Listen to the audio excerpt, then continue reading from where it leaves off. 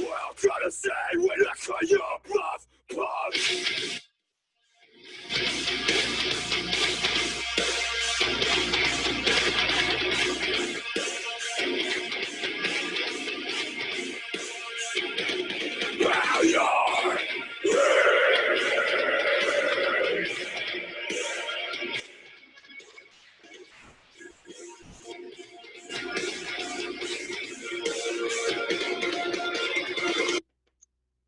Hello, everyone. Welcome to the Contemporary Comrades podcast. It's your boy BJ leading us off this time. We got Adam in the building. Yo, yo, yo. We got Neil in the building. What up, what up, what up? And last but not least, a very special guest. One goes by the name of Connor. We're not going to pull out full governments here. You know how it goes. Connor's been a friend of ours. Well, actually, he was a roommate of Neil's for a bit when he lived back in Virginia in a certain spot. And we all kind of met through there. You know, we came over, chilled, drank a little bit, played some video games, and then just got to talking and be up, multiple times, 4, 5, 6 a.m. talking, like no bullshit. And I fall asleep at 11 p.m. on a good night. So y'all, I'm up 9 p.m. 5 a.m. conversations. Yeah. Connor, anything you want to tell people, introduce yourself, say what's up? Man, it's definitely a pleasure to be on the Contemporary Comrades podcast with my friends that I was fortunate enough, man, to, and as something that, just a little backstory that me and Neil touch on almost every time that we get together, as far as the luck of the draw that you get whenever you move into an apartment complex where you don't have much of a say over who it is you're going to end up rooming with. Because for any of your listeners and us as people that have lived on our own, you know that there are certain places, man, where you can get stuck with whoever it is that they give you when you apply, or, it's not always going to be a 1-bedroom spot and you're going to end up in an area where you got 2 to 3 roommates. And coming from a living situation, 2 living situations while I was living in Virginia that were less than desirable, I got the luck of the draw of pairing up with Neil, and it was past a registration date when they were taking applications. I walked in, I talked to people at the front desk and asked them what they had. They gave me the first door on the right-hand side when I pulled into the parking lot. And when I moved in, I heard Of Mice and Men playing through the bedroom door. And I was like, okay, we got the music thing in common. Yeah. So I want to introduce myself, man. And I mean, you never know who you're going to get on the other side. So when I saw that, thank God I got paired up with somebody that I knew, I just kind of knew from the jump that everything was going to be cool. And through living with Neil there, introduced Jaron. I remember one night I was coming back from Baltimore. It was probably one of the first shows that I went to when I was in that spot, and Jaron was over, and like he said, man, we would get to drinking a little bit, and we would be talking in the kitchen till like 4 or 5 in the morning. And that was the first night that he was there. I remember very, very well. They were vibing. They had some games going and everything. And Neil would bring over Adam, and then we would, get to talking about illustrations and art and music, and then we'd start going to shows together, man. So, I mean, realistically, it was nothing that ever could have been planned. But sometimes, man, I just really feel like you get lucky and you meet good people in circumstances and situations where otherwise you're not expecting it. And thankfully, to this day, over a year later and about 2 years after I moved into that spot, we're all keeping in touch, and we're all staying up and seeing how everybody's doing and persevering. Hell yeah, man. Well said. Absolutely, man. Hell yeah. And, so thank you. I don't have a lot of friends, as everyone knows. So yeah. So it was a huge honor. It was a huge honor to be roomed and to not only you being my roommate, my favorite roommate, but to be my bro, to be my actual friend. So for it's sure, amazing. man. Yeah, man. It's an honor, Connor. Yeah. Thank you. Thank you, man. For sure. Well, Corn, you want to go ahead and lead us off, man? Go ahead, kick us off with that first topic. Oh, by the way, we're going to go over 2 videos in this podcast, and we're going to talk about being, was it socially? How do you guys word it? Antisocial. Adam touched earlier on how one of the videos, well, I guess both of the videos, kind of promoted anti-socialness. So, and I actually disagree with that. So, tell us the videos first, and I'll explain that. Well, the first video was a man hitting a woman 5 times in the face From what they told us on the news was that I guess they hit each other's cars, and the woman blocked the man's truck from getting out, so he was pissed off. So she tried calling 911, and then he hit the phone out of her hand, and then she hit him in the face, and then he punched her 5 times in the face. That was the first one. Oh, they didn't even know each other. Damn. No. See, when I saw that, I assumed they were just like, you know, a domestic abuse, like, you know, relationship. Yeah. You would think, right? But Yeah, no, I mean, that's crazy. Like that, I would. Wow. Okay. yeah. And then the second one was a man on a train, old black man on a train. I don't know if he's old, but he was older than us, like 30s, maybe 40s, kicking a homeless woman in the face on a train. And then at the end of the video saying "World Star that," and it's like a censor. So I don't know what he was saying after that, but again, you know, I think it's actually still promoting people doing dumb shit on camera. Whether they know the camera's on or not, people are doing dumb shit, and it just makes other people want to do dumb shit on camera more because they're getting the views and they're getting recognized for it. Yeah. It'll promote people to want to get views, and that's what it's all about at the end of the day. Is when it comes to videos, it doesn't matter what the content is. People just want the views because they think it's going to lead to success. That's why you have so many shitty things being promoted on YouTube, and that's like whole channels around that stuff. The other day we were just talking about what was that shit? Scaring your girlfriend or something, like whole sets of videos based on pranks, like fear pranks. Shit. Yeah. Yeah, and like people get millions of views for that kind of stuff, and then they get their whole channel with that kind of crap, like just as the entire focus. And yeah, but I don't think that it promotes antisocial. Like no. Like I'm just talking about views in general. If we go about videos, but yeah, that shit.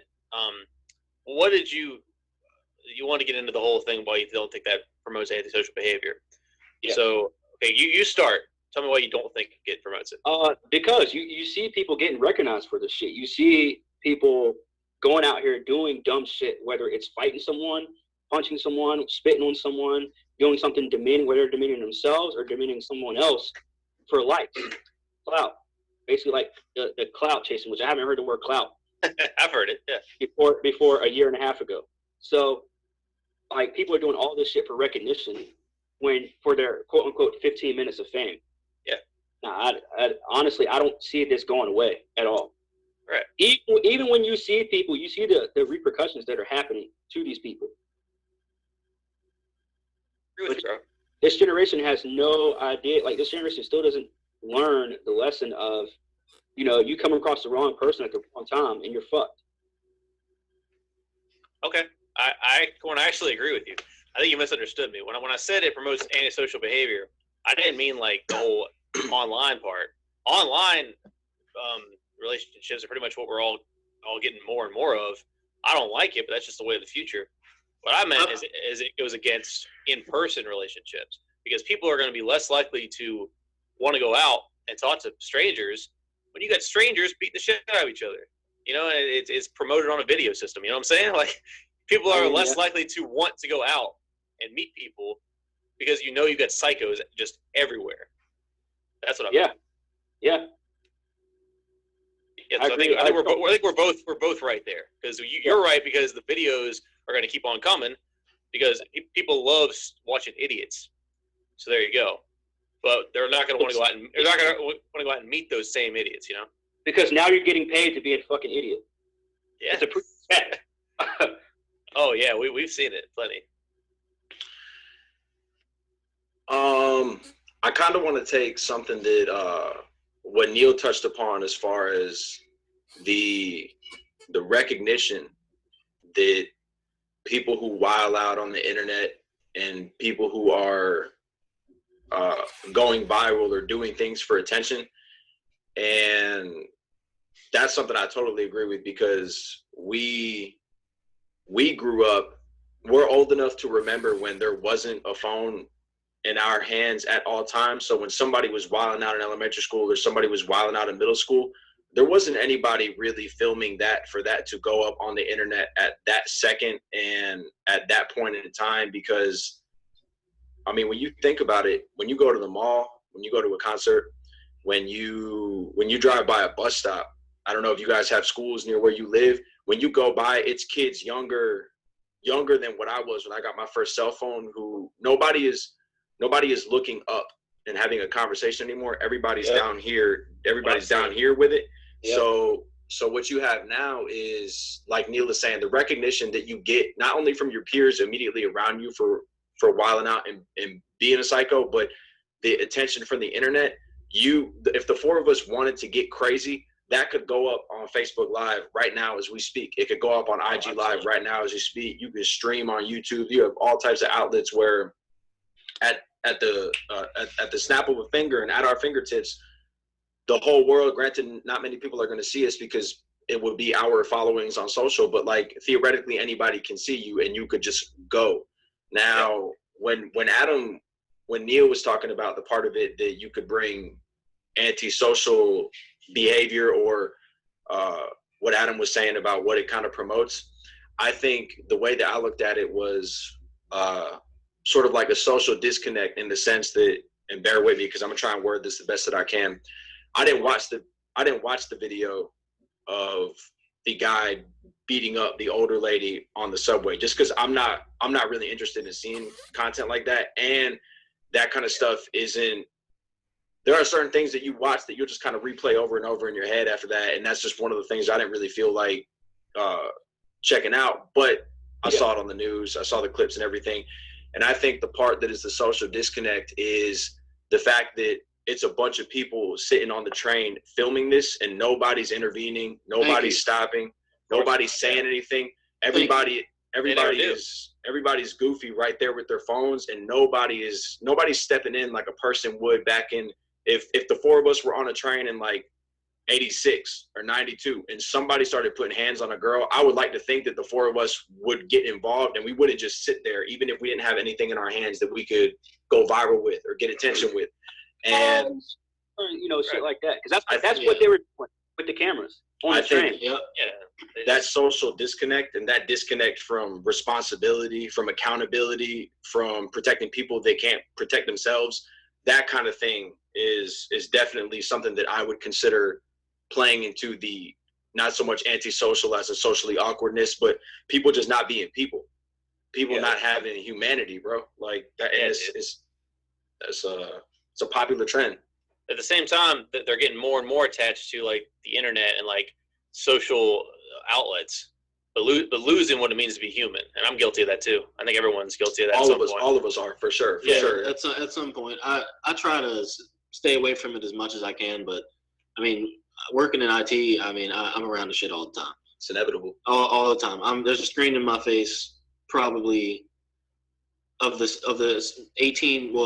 16 hours a day I'm awake. There's a screen in front of my face, probably like good 13 of those hours.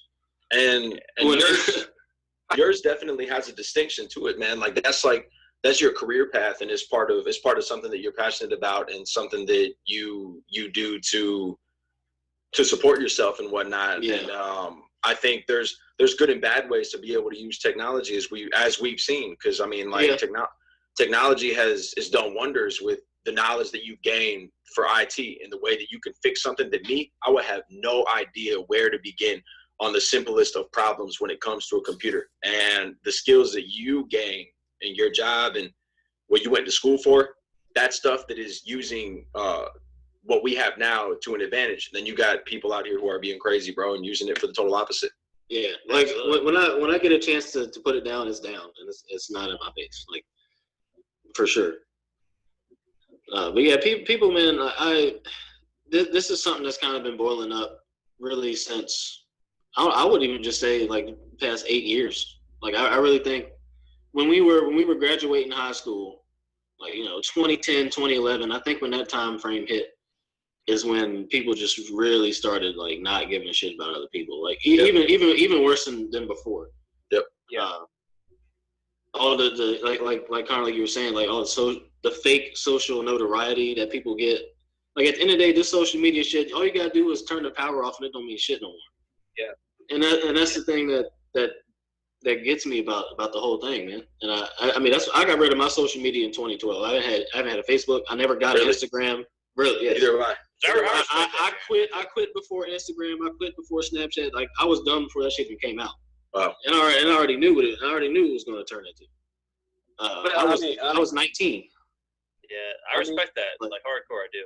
I wish I had been so lucky, even though mine I don't really do much on mine. But at the same time, there's still an option to go click that, see what's going on, which I do every single day, as I'm sure everyone else that has one does just about every single day. As soon as you wake up, pop on Facebook. As soon as you get up, take a piss in the middle of the night, check Facebook real quick before you go to bed. You know what I'm saying? Like this is people do this shit regularly. Like this is okay.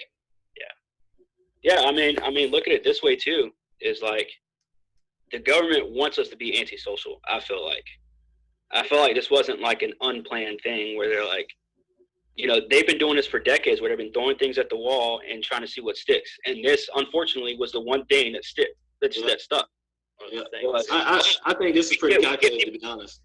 We can get people to look at their phones. They can be distracted from actually trying to progress as a society. Mind control. We can mind control them. We can divide them as much as we can, as fast as we can, and this is it. This is it right here. You touching on thoughts that ran through my head this morning when I was at class, because I'm at the University of South Florida, from 30 in the morning till about 5 p.m. Monday through Thursday. And my first class is a business skills and communications class, because it's a prereq you have to take before you get your bachelor's here. And when I come up in the morning, typically I'm one of two people that are there early, and I'm checking the news, I'm scrolling through, I'm looking at Google Assistant, I'm looking at whatever's going on, and the door is locked because it's an automatic sensor that comes up, and I get joined by at least 6 people by 10:45, and it never fails because I don't realize it at first, but I'll look up and everybody is busting one of these. Like everybody is looking down. So I'll consciously put my phone away and kind of stare at them one by one and be like, damn, we really here, but we're not here. Yep. I do that shit all the time. And I was thinking, I was like, mind control, bro. I did that today when I was at the barbershop. Well, granted, I have no choice because I'm sitting in the barber's chair, but literally everyone in that whole place facing the phone. Yeah. No conversation, bro. No conversation. No. Well, I think our thing about that is that when you're surrounded by nothing but strangers, no one wants to crack a joke or say the first word or anything, unless they're trying to hit. You know, if it's just a group full of men or a group full of women, women might more, but if it's a group full of dudes, usually it's dead silence on the phone, and like, you know, it's just that thing about maybe you don't want to meet people today. Actually, you know what? I think it would be the complete opposite. I was getting ready to say that. I think it's women, because women. Have you ever been around a woman? Have you ever had a relationship with a woman for a while, for at least 6 months? They go through friends like dudes go through chicks. Oh yeah, I noticed that. I think women are very less likely to communicate. If you put 10 women that don't know each other in a room together, it'll be a while before they start conversation. I personally believe. You put 10 dudes in a room together, which I've done it, even at school I've done it. It's very easy for me to talk to another guy about something that we find a really small thing we find similar and talk about it forever. But maybe that's just me personally, but that's just my own experience. Whereas, look at shit, you're going out pretty bad, bro. Basically, let me try to back up so I don't sound like I'm wrong. What I meant like is if you're there for an objective reason, like they're all there to get haircuts, I don't really see the guys breaking out conversation for that because we're all there with the task.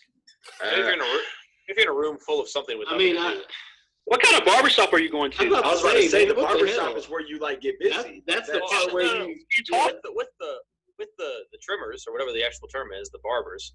Yeah, with them, sure. I talk to them like a lot. I'm talking about the dude sitting on the couch waiting. I haven't been to a barber in a long time, but like I wish I hadn't. Back when I used to go, like it was like a place where you talked about music and like ball and life. Yeah. Shit, and it's talking about life. There was always a good conversation going on in the barbershop, man. I haven't been in 2 years, bro. Like it's been a minute. I feel you. That's fine. Yeah. Sometimes it's a mistake like today for me. But yeah, I mean, like, not with the barbers themselves. They were cool. Never mind. I'm probably a bad example. See if you guys have a better one. I mean, what I was thinking, what Neil said about when you put different groups together, and I mean, if you were to sit back and like psychoanalyze them and see who makes the first move and how groups communicate, I can see why you would say that. And I think a lot of it also comes down to the individual person's personality and the traits that they have. Because if you're an outgoing person, I think that you're going to speak to at least somebody in your proximity. And let's say it's 10 people together, you'll start kicking it with the person next to you about the brand that their bag is, or what kind of shirt they have, or if they had a sports team on their shirt. And then from there, somebody else might chime in, because it's like a domino effect. Every time I'm at a show and I talk about being at so-and-so's concert, and then they'll be like, oh, I saw them in 2015. And then someone else will pop in and be like, I saw them in 86. And I feel like it might not be so much gender exclusive as it would be just up to us. I feel like it's up to people like us who can tell that it's weird, and there's something is weird, and there's a lingering aspect of not wanting to communicate, and people like us who enjoy speaking to people. Or, I mean, if you consider yourself a people person, I know you talked about that in the last one, Neil, and how like things change over time and whatnot. I feel like if you take it upon yourself to kind of steer the way, and because not everybody's as inclined to like take the wheel and move, and some people got to be pushed a little bit, and you can get people to talk that don't necessarily want to talk, and that's part of what we do in that class, in the business skills and practices, because it's going to be scary when a lot of these people right now start to inherit the workforce, because they don't know how to do this. People can't look you in the eye anymore, man. They don't know how to do this, bro. Oh yeah. Hey, can I play devil's advocate for a second, though? Sure. Look at the workforce and where everything is pretty much going to. Electronics. Yeah. Everything is going to, you don't have to have two people in the same position, or you don't have to have people in general. You have computers doing other people's jobs now. Yeah. Self checkout at grocery store. There's an example. Yeah. Speaking of that, the Kroger in one of the two Krogers in Charlottesville, one of the main ones on Route 29 out here, they just expanded their self checkout. They used to have, I'd say, probably 10 normal registers and 2 to 3, speed checkouts, and then they had about 4 self checkouts. Now they have about 12 self checkouts in about 6 lanes. And they're definitely, and it's. I went in there for the first time for a while. First time, because I don't shop there anymore. I went in there for the first time, I guess, after they did all that, and it was weird, man. Get this, bro. Like what you just said about how they expanded.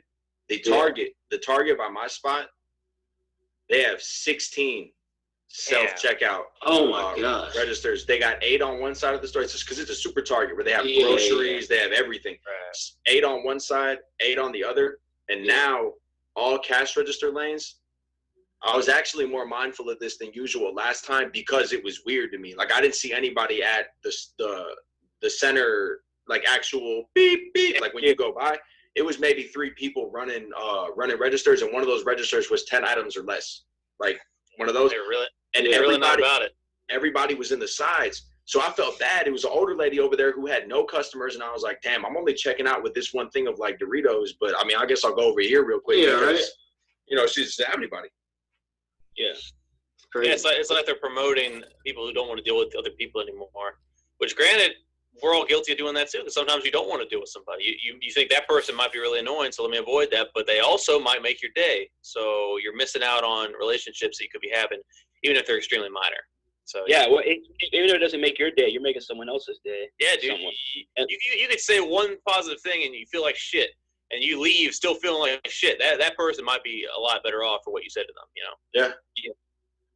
100%, bro. I've been in the situation both ways. Yeah. Either I say something to help someone else out, and I'm like, oh, well, okay, I guess I help someone else out. Or someone says just a single thing to me, and I'm like, wow, I feel a lot better. So it's just people have that effect on each other. We're social creatures. We're supposed to be. And living where I live, I'm isolated a lot.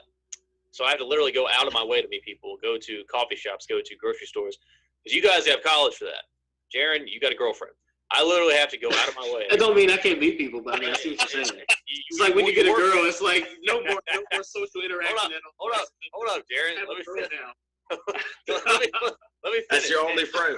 Yeah. Well, you also have a social type of job. See, I also am lacking in that. So I literally have to go out of my way to meet people. So I understand what it's like to be isolated and what that shit does to you. So yeah, it's much better to have social interactions of a little bit every day. Like today, just talking to that barber, I felt a lot better than if I had met no one today. That's just the way people work. Yeah, and to touch back on college, by the way, like, and to add on to what Jaron was saying last week, where basically like he would hate to be in college right now. It's like, since I've been here since August, I've only made maybe about 3 actual friends at school, which is 3 more friends than I made at Blue Ridge when I was back home. So, I mean, again, we're talking about this anti-social movement. Now, the whole thing, and it's the one thing I want to touch on because we didn't touch on last week, AirPods. Like, AirPods is another thing that's just, I feel like that's poisoning the mind of people because everyone's walking around that thing now. Right. It's like the new fad, like the North Face coats. Yeah. And then when you want to go to approach someone, they do this number. And then you yeah, like you're inconveniencing a free pass. The freaking headphone out. Fucking nuisance. Yeah. And then, it's the whole group, all these pockets of groups now that are social in this anti-social era are now going to get smaller and smaller and smaller, and AirPods took even more people away from those groups now. It's a new thing, a new example of it, of a fad catching on and making people worse for it. And honestly, we are fucked as a society. We're fucked. Yeah, I think I'm kidding, but I mean it's funny. Yes. No, yeah. That's funny. That's a nervous chuckle. You know what I'm saying? Half my life is nervous chuckles. Yeah. I definitely agree with you there. It's like, what can we do about it? All we can do is be the minor little group that you're talking about and try to. That's exactly it, bro. What you just said about being that minor little group. When people say be the change you want to see, that's what I feel that falls into. And what's crazy, man, is that the conversation we're having right now about, what you talked about AirPods and the way that it kind of, I don't know, it more or less isolates you from. It's funny, bro. It's funny because when you mentioned classism earlier, there is an attitude that in my personal experience on campus, like what you said about you're saying something and like you pull out a headphone. There is an aspect of you are bothering me. I am here. I have my, $170 headphones or whatever it is that they cost. And the skits that people make online where people are being a little snobby and whatnot, I'm actually experiencing that on campus with people who wear those. It's not only like an internet joke.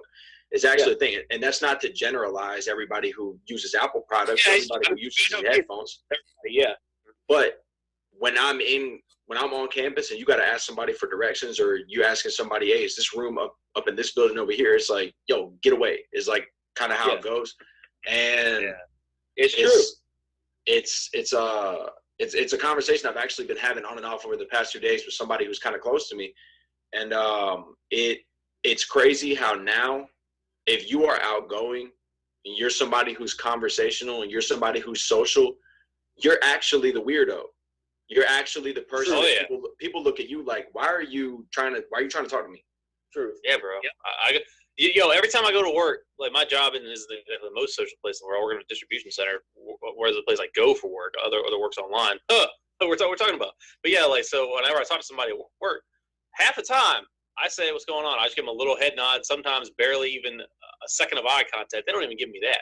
I'm just like, what's up, man? They just keep walking. Like, what the fuck? Like, come on, man. Like, this shit's not hard. We don't have to speak. We don't have to say a single word. Sometimes I'll just go, like you can't. We're doing a Skype, so the viewers can't see. But like, open my mouth with no words come out, just to initiate like something of a greeting. They won't even give me. They won't even give me that. So it's like holy shit. I have a perfect story that I got to tell you guys that I was saving for this live. Story time, hell yeah, man. So I was getting soup for lunch the other day, and I was there with one of my coworkers. Keep in mind, I'm like, I guess I'm an intimidating looking person if you don't know me. Pretty big. 6'5". Yeah. Yeah. So anyway, I'm at this soup place getting soup or whatever. They call my name. There's this older lady. She's probably like mid 60s, maybe 70s. Because some of these old women around here don't be looking their actual age. I don't know what it is. Probably mid 60s or 70s. So the way this place is laid out, just like an L shape, and I was at the longer end. My food was at the longer end of the L, and she was at the shorter end, around that, kind of like a corner, if you think of it that way. So I go get my food. As soon as I start walking, she turns around, and I almost bumped into her. And to avoid bumping into her, I moved over to the side and put my arm on her shoulder. So I was, oh, excuse me, and she looks at me, turns around, looks at me. Well, no, she waited till I got my food, and I turned back around and I looked at her again, and I was like, excuse me again, because she was in my fucking way again. And then she goes, "You made a foul." I was like, what? Excuse me? Like she was trying to give you a technical? Yeah, bro. Or a flake? Yeah, bro. She was like, throw a red card, ref. She goes, "You made a foul." And I was like, That doesn't even finish the sentence. I was like, a foul move, you know? No, she just said, I made a foul. That's all it was. I made a foul. And I was like, how? Like, what are you talking about? And some random guy goes, like basketball. and then I just kind of was like, chuckled and just shook my head and was like, okay, whatever, and just left with my coworker. It was weird as hell. And she was like, "What the hell is that? Like, what does that mean?" I was like, "I don't know. I guess I offended her because I put my arm on her instead of actually running into her." Like, I really don't know. I just that I don't know. I feel like if it was my coworker who was female had hit her and touched her, it would have been a completely different situation. Is all I'm saying. Yeah, I feel you. Lady sound like if you crayon short of a tree. Yeah. And again, like to touch back on not even just AirPods, but just hold on. Let me just say that what I was doing, that's a gesture I do to everybody. Like, oh, excuse me, I'll try to grab you, I'll touch you. I mean, not in some kind of crazy way, but just like a I come in peace type of. Yeah, I respect that. It's not like I do it to everybody. It's not like it's something that's. It's not like grip hands. Yeah. Creeping hands. Yeah, it was just my reaction at that time was just, oh, excuse me, instead of, fucking shouldering. I know I'm a big motherfucker. Like, I'll try to knock her ass over. You know what I'm saying? So it better me put my hand on her instead of me, truck her with my shoulder. Give her a full throttle. That would be a real foul. That would be a foul. Yeah, head first. Because I was moving, dude. I'm on the clock. I'm trying to get I only got a certain amount of time for lunch. I got to get this shit and get back to office and eat it. So I'm not taking small steps. You know what I'm saying? I'm moving. So. Which is crazy. Think about this though, because remember that story I told you about the Ask Alexandria concert, where I bumped into the chick. I didn't even bump into her. I had to touch her to get past her, like brushed against her, and then she started freaking out or whatever. Yeah. And again, like this is we're in 2019, and now it's a whole bunch of shit. You got the whole Me Too thing. Now you have the antisocial thing. Then you got on top of that now AirPods. And then the racism thing on top of that. That's gotten back up to new heights. You know what I'm saying? Like, can we ever move forward as a people? Can we ever? Nah, bro. Is that so fucking hard? And the thing too, you gotta think though. Now when you approach people, now you have to think about every single thing going on and what you can and cannot say. And it's getting slimmer as we go along. Oh yeah. I just want to drop a quick story too. What Jaron had mentioned there about how the racism thing has gotten to new heights. I went and saw. I was in Orlando last night because I went and saw John Mellencamp at the Dr. Phillips Center, and he had a few kind of like heartland rock songs that people would know from the '80s and whatnot. And bro, I go see everybody. So I'll go see him, but then we saw like Marilyn Manson last week or something like that. So I've been meaning to catch this guy for a minute, and musically, it's not offensive music. It's not offensive messaging. He leans a little left of center on the political scale. And if you are a fan of the guy in any capacity, this is something that you kind of know before you buy a ticket to the show. You know certain artists' politics when you go and see them. You know whether or not they're in support of, certain ideals or certain politicians. You know if you are more than a casual fan per se, right? Oh, yeah. So I don't mean to cut you off, but what's left, by the way? Oh, like he's like a liberal. Oh, okay. Yeah. We mentioned that. I think we mentioned that last episode just briefly. That stuff. So I said red and blue. We mentioned red and blue. Yeah, the colors they used for each. Yeah, he's he's actually more liberal than like some of the other people, I guess, that you would like hear speak out on views in Hollywood. But I mean, neither here nor there. He has a segment in the show where it surprises me when people go and see bands like Pearl Jam or Social Distortion or Bruce Springsteen or him, where it's known what they believe in and what they support. And then people get upset when they're at the concert, because to me, I'm just like, you know this ahead of time. The same way if you go see Rage Against the Machine back then, you knew what they were about. So he had a song in the middle of the show that was addressing certain things about gun violence, things about police brutality, and things that you see on the news in the past 5 years that, you know, we're more exposed to, I guess, evil per se, right? So he's doing a record about that. And he has a line in there that says 400 years of bigotry that we just can't let go, kind of like a statement on, you know, society itself. And there's a lot of people booing during the show. A lot of people are booing and, you know, you suck, and just like, like yelling in the balcony where I'm at. And I've seen this before, right? I've seen this movie before. I saw Roger Waters from Pink Floyd in DC in 2017. And he had a huge anti-Donald Trump demonstration in the show. I'm not surprised when I see things like this at shows, but people were booing, and then people were getting up and leaving. There were a lot of people leaving the show after this. So, last night, middle of the show, a lot of people were leaving, and there was somebody that said, "Hey, man, show some respect" to one of the guys that was screaming, you know, about what he was saying on stage. And then the dude, he was older guy. A lot of fans are older. I'm like one of the youngest people that go to shows like this by myself. And he started fighting with him. They started throwing hands. Security came and took the dude out who was causing the ruckus at the concert. And a few people stayed afterwards. Every time he finished the song, people would just boo. They would boo because, to me, if you are booing a sentiment where somebody is talking about, like you said, how hard is it to move forward? How hard is it to move ahead? If you're booing that kind of message, you're telling me everything I need to know about you right then. That's true. Very true. And as a performer, I'm sure he doesn't want that ticket money. He doesn't want people like that coming to the shows. But it was wild to see actual division like that take place as somebody was just singing the song, because I've never been to a show where I've seen it as confrontational and where people were just mad bold and didn't care, and they were willing to throw hands in a theater over some lyrics the performer wrote. And it was just nuts, bro. It was crazy. Where we're at with society, because this happens everywhere. Oh, it does. Like we always say, we can't move forward as a people, as even a country, hell, or even a fucking city or state.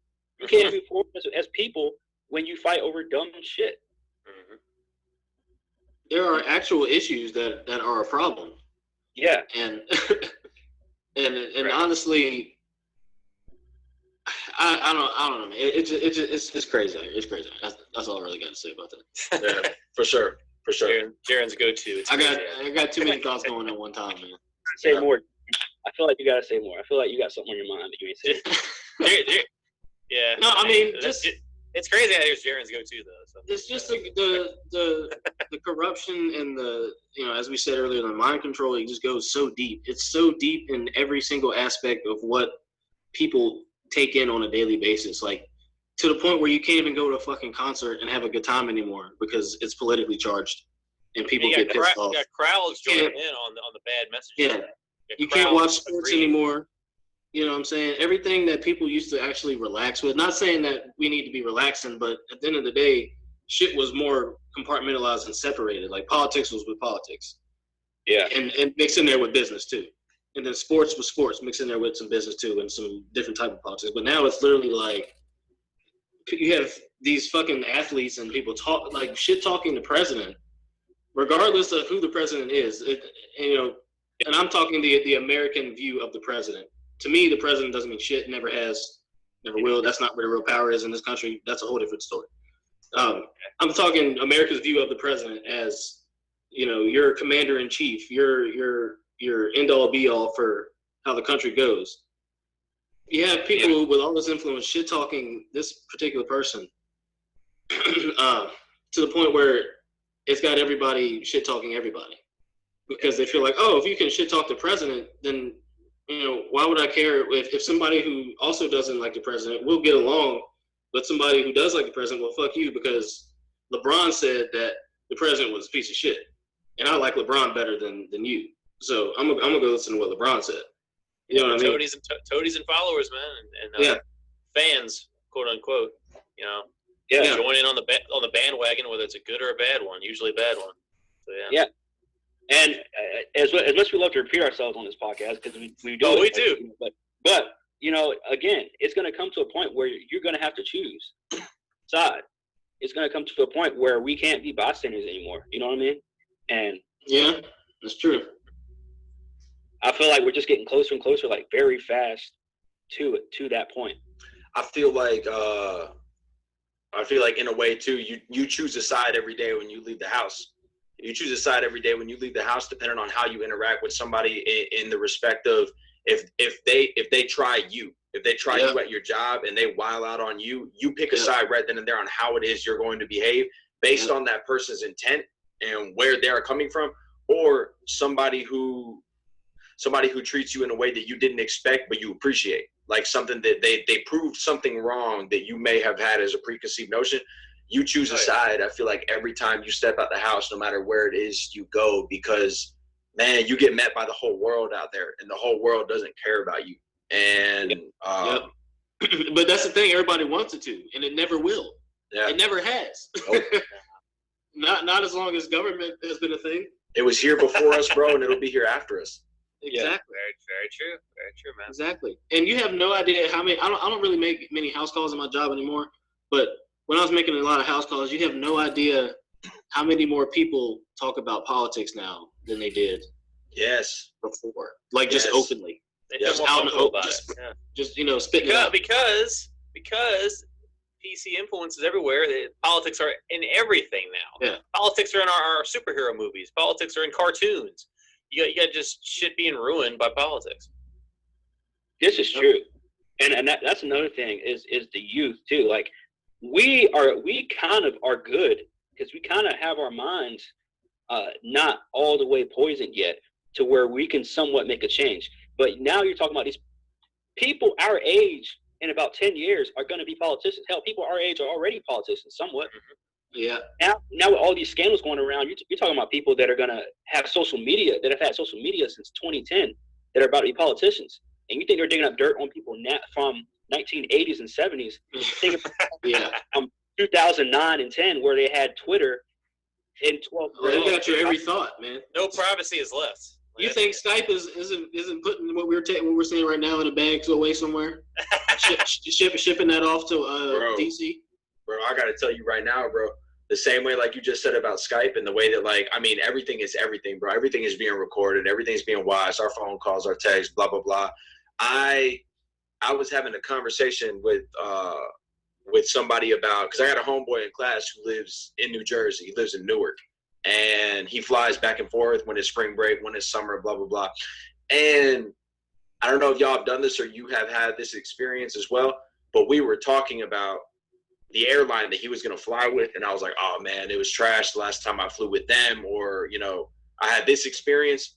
Bro, I had an ad in my Yahoo email for that airline after we got done with our conversation. The same way that I'll be having a conversation, I'll be having a talk with somebody, bro, and whatever we're talking about is in my Twitter news feed after that as a suggestion for what it. Oh yeah, bro. Like your microphone, your phone, the access that it has to everything, bro. That shit is scary. Yep. Remix. Absolutely. It's only going to get worse. It's only get worse. It's going to get to the point where once the blockchain plus 5G takes over, it's going to be literally nothing is erasable. As long as there's electricity, nothing is erasable ever. Your entire life is there. Fair game. It's fair game. Yeah. That's one thing I do kind of enjoy when the power goes out. I guess I'll get to look forward to that in hurricane season again. That's nothing to look forward to. No. In this day and age. Hold on, dude. I'm talking about when the power goes out briefly, and you're just like, okay, I'm free I'm free from the temptations. I'm not gonna like go back to books and have nothing but that and my own thoughts to keep me busy. I'm like, oh shit, I missed this. It's like it's tough to turn it all off. I wish it was that easy. You could just be like, okay, that's it for the day. We're done with that shit for now.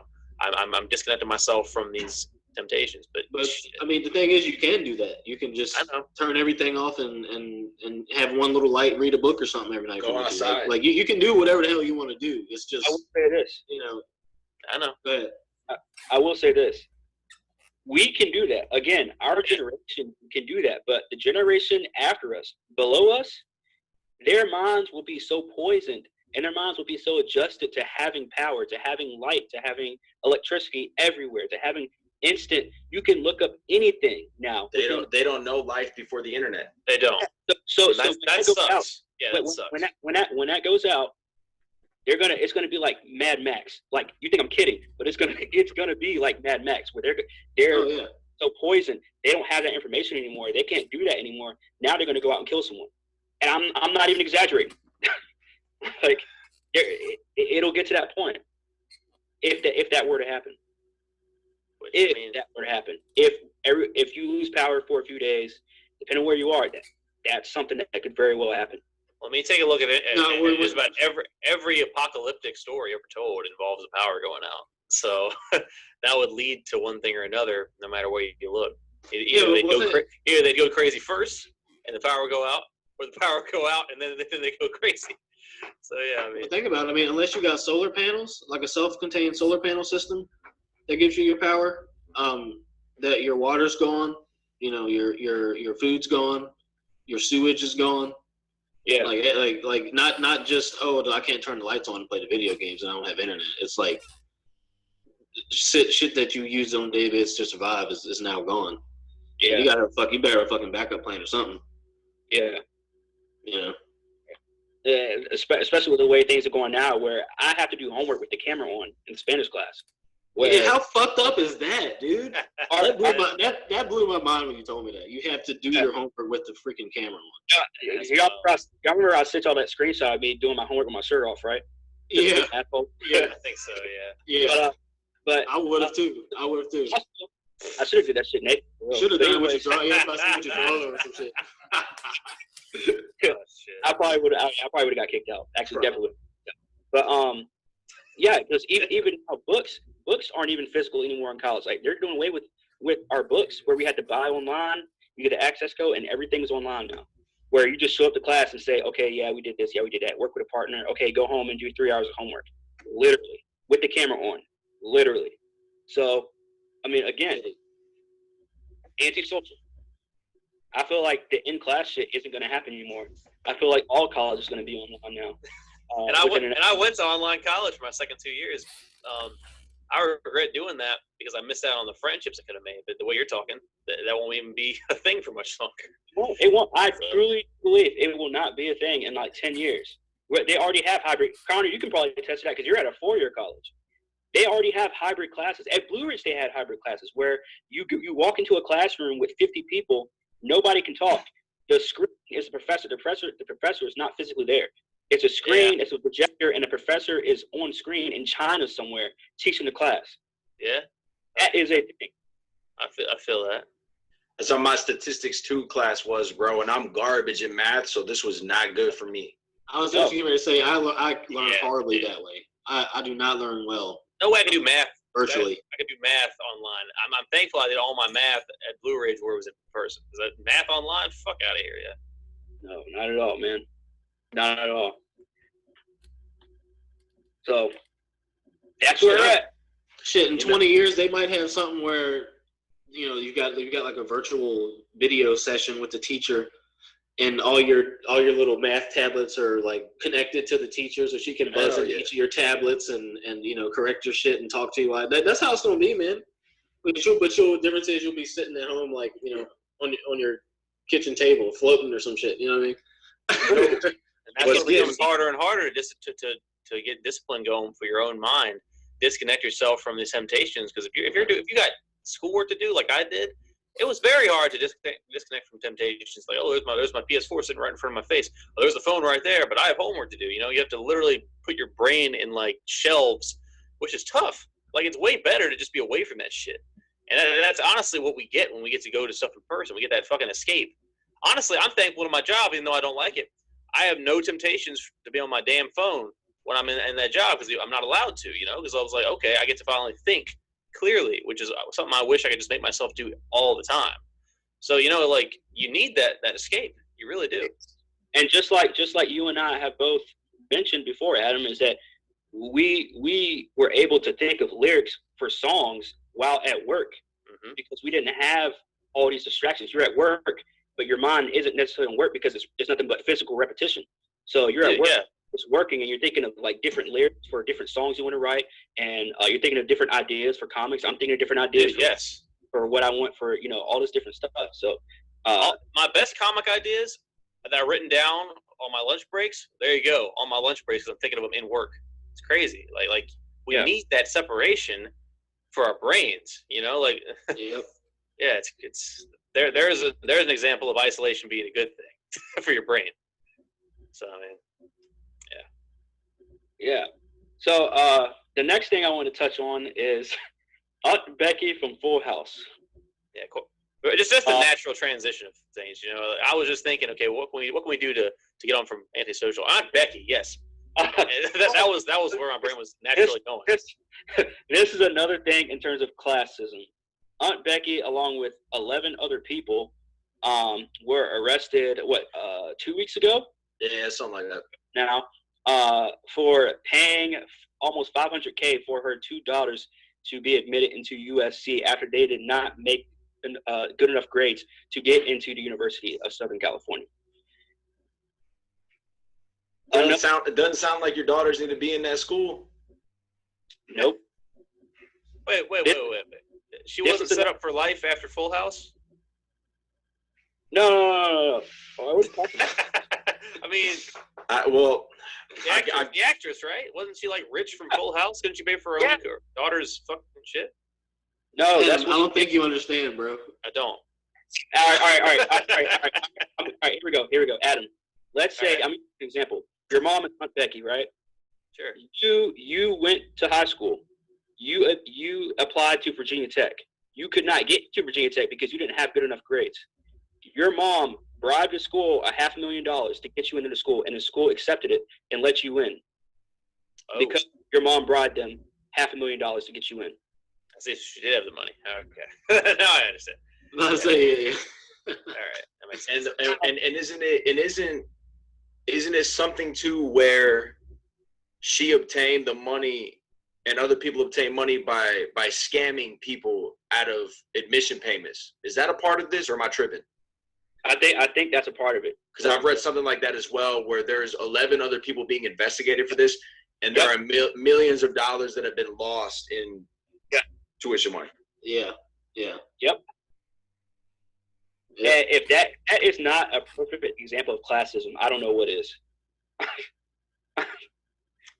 That's ridiculous. I mean, money can buy you anything worldly, man. You know. Monday talks. Here's a woman. I won't say what race she is because I don't like touching on race and all that shit too much, at least. But there's another woman out there serving 12 years. Yes, 12 years in prison for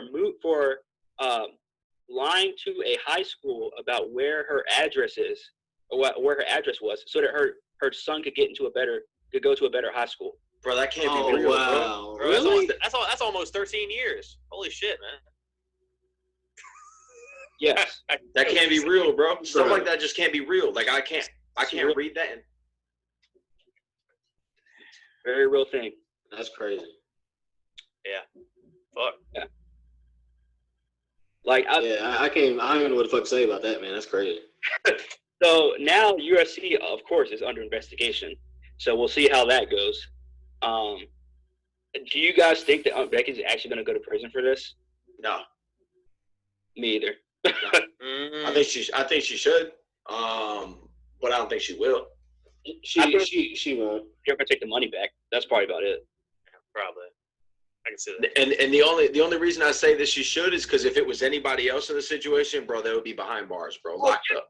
Of course. Of course. Locked up. Because I'll put it like this. They're investigating Dr. Dre now because Dr. Dre and Jimmy Iovine set up a music program at that same university in 2013. They donated $70 million to the school.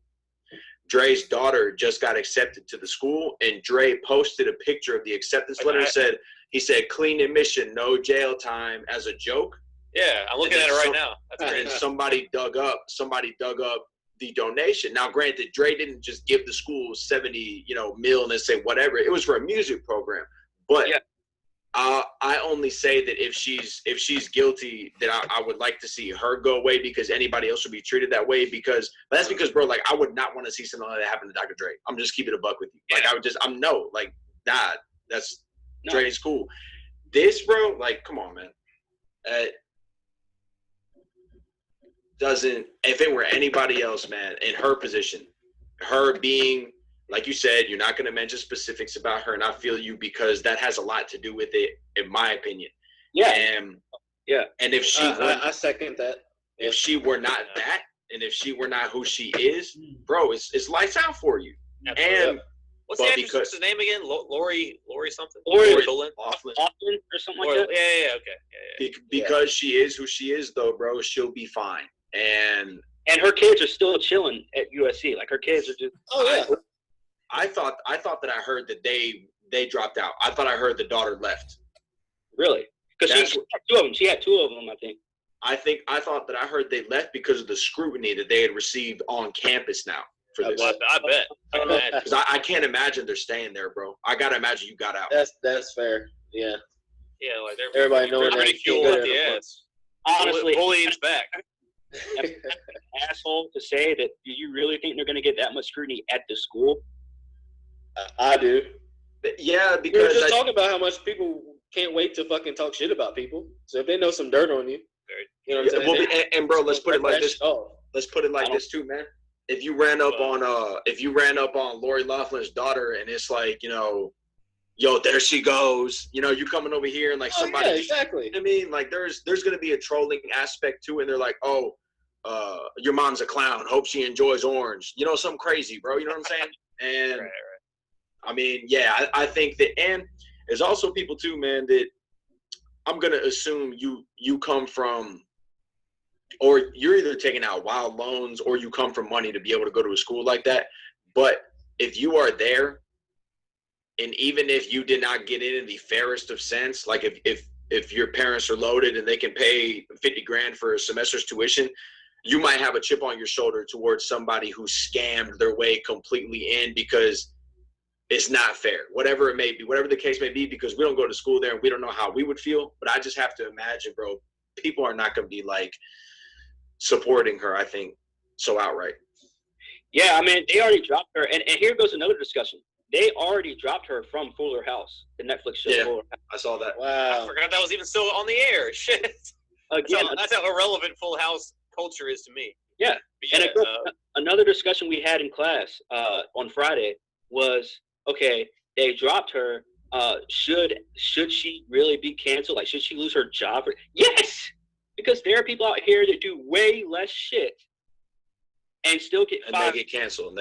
Yeah. Yeah, this is a proven, fuck them. Allegations are one thing. This actually is proven to have happened. You know what I'm saying? Do you think any of her legal way has to do with the fact fucking hearsay? Jaron, yeah. You guys think that any of this has to do with the fact of her being a woman and getting some leeway? What leeway is she? Well, I'm saying compared to, like, say, someone else, a lesser known actor. I'm saying those people will lose their jobs. Why shouldn't she for foul play? That's all I'm saying. Regardless of gender. Okay. Regardless of gender. That's where we're at. That's where we're at. Then good. That's where I wasn't making it gender specific. I'm saying, look, this is they know that she did this. Why would she not lose her job as opposed to somebody who somebody said did something and you don't know? Yeah. Like Danny Masterson. That's all I'm saying. Just that right. In general, not so much gender specific. That's another thing. Not not going on you, Adam, necessarily, but people got these preconceived notions of what shit is supposed to be. Like when I say something like that, certain people get it, certain people don't get it, and that's how it is in real life too. Because everybody's so polarized nowadays. Like they've got all the women got this. Oh, I'm a woman chip on my shoulder now. Like that's what I was thinking about. You really gotta. I'm not like I said, I'm not going in on you, Adam. It's just like you really gotta word shit a certain way to get across to certain people. So you almost have to judge people more than you used to back in the day. Oh, which yeah. Unfortunately, very much so. perpetuates the problem, in my opinion. It does. Problem. Because you gotta be like, all right, look, if I can go at them how I go at anybody really, but if it comes down to trying to pass a message across, you have to really kind of judge who you're talking to, even more so than you do. Yeah, I was looking to make sure there was no way gender could like pull into this, which I'm glad it looks like there isn't. I mean, But I also. Go ahead, man. Nah, my bad. I didn't mean to cut you off, man. I was listening on a fucking rant. You're good. Nah, I was just going in. To what the both of you said there, I think that who she is has a lot to do with whether or not she will be quote unquote canceled, and who she's friendly, she's safe to the mainstream. She's not somebody that people are afraid of. So even though she is who she is, if you take the male equivalent to somebody who is friendly, like Tom Hanks, if you put Tom Hanks in this situation, Tom Hanks is not getting canceled the same way I don't think she's getting canceled. The same way that the same treatment is not going to come to her that will come to people in other lights, in other demos, in other circumstances. Yeah. The safety, the identifiableness, the relatability that I feel like the mainstream public finds with people, actors, celebrities of that nature is not gender exclusive. It's something that will go to both sides, and it will be handled the way that I feel like the court of public opinion will judge you. And I think a lot of people like us find that shit is shitty, but then there are a lot of people out there who are going to be like, who cares? It's I feel like it's pretty split. That's fair. I would honestly say I disagree, only because I feel like now no one's safe from being canceled. And that's one thing. I listened to other podcasts where they're like, oh, people are out here saying that you can definitely get canceled. Anyone can get canceled. They canceled fucking Bill Cosby of all people. Threw his old ass in prison, bro. Yeah. They canceled you. They can cancel anyone. Like, no one's safe from being canceled, I think. And of course, I don't agree with it. Like, I don't agree with people being canceled, like, at a snap of a finger just like that until, like, they're proven. Like, if somebody's blatantly going out, like Liam Neeson, that's a slippery slope whether, I feel like whether he should be canceled or not. I mean, he definitely shouldn't have said the shit he said, but still, like. Canceled as an actor? Yeah, like not being hired by a big time. But I think now that since it's already been happening, it's just like if you were to stop doing it at this point, it's already too late. Like if something like that even comes out about you, people are going to expect that you're going to be thrown off of whatever project you're on, or it's just like, bye, see you later. Did you see? Did you guys see they rehired the director for Guardians of the Galaxy? Oh yeah, we saw that. I did. After he got canceled, now like he's back in the game. Because did they find out that it was bullshit? I don't know that it was that, but I just saw the article that said he was back on the project, and the last that I remember hearing was that they got him out of here for that old Twitter shit. Yeah. Didn't they bring him back just because he was hired by DC, so they want the competition? Apparently, that's the rumor. Is that he got hired by the competition, and that's why they thought, oh, we better get him back because he's good enough for them now. We don't want that competition. Just some real corrupt shit. I would have said no, honestly, dude. If you're already with DC now, I would have told them to fuck off. Like, come on, man. Also, a part of he was part of that cast of the movie said that they weren't gonna come back unless they brought him back, anyways. I think that again is a very foggy story on why or how he came back. I don't know, but I think the only reason he should have came back is if he had nothing else. Like if he was like literally still unemployed, then he was back. But he wasn't. He found another outlet. He found another superhero outlet. Mm-hmm. So the fact that he came back had to just be big fat checks. It had to be just. I mean, what else could it be, right? I mean, who knows, man? But I will say this is, I mean, like to touch on what Jaren said, I don't think it's too far ahead for us to stop this whole cancel culture shit. I mean, I think that the majority of people feel like that's a good idea. I feel like we surround ourselves with the majority of people who don't, but I feel like the vast majority of, especially women, feel like that sort of thing's a good idea, or not necessarily women, but people, easily offended people, put it that way.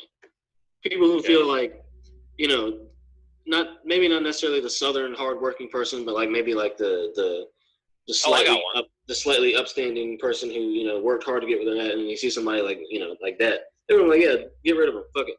And there's gonna be the person who's like, well, I work hard too, but I don't care. But do you really think there'd be the backlash if we really tried to stop the cancel culture?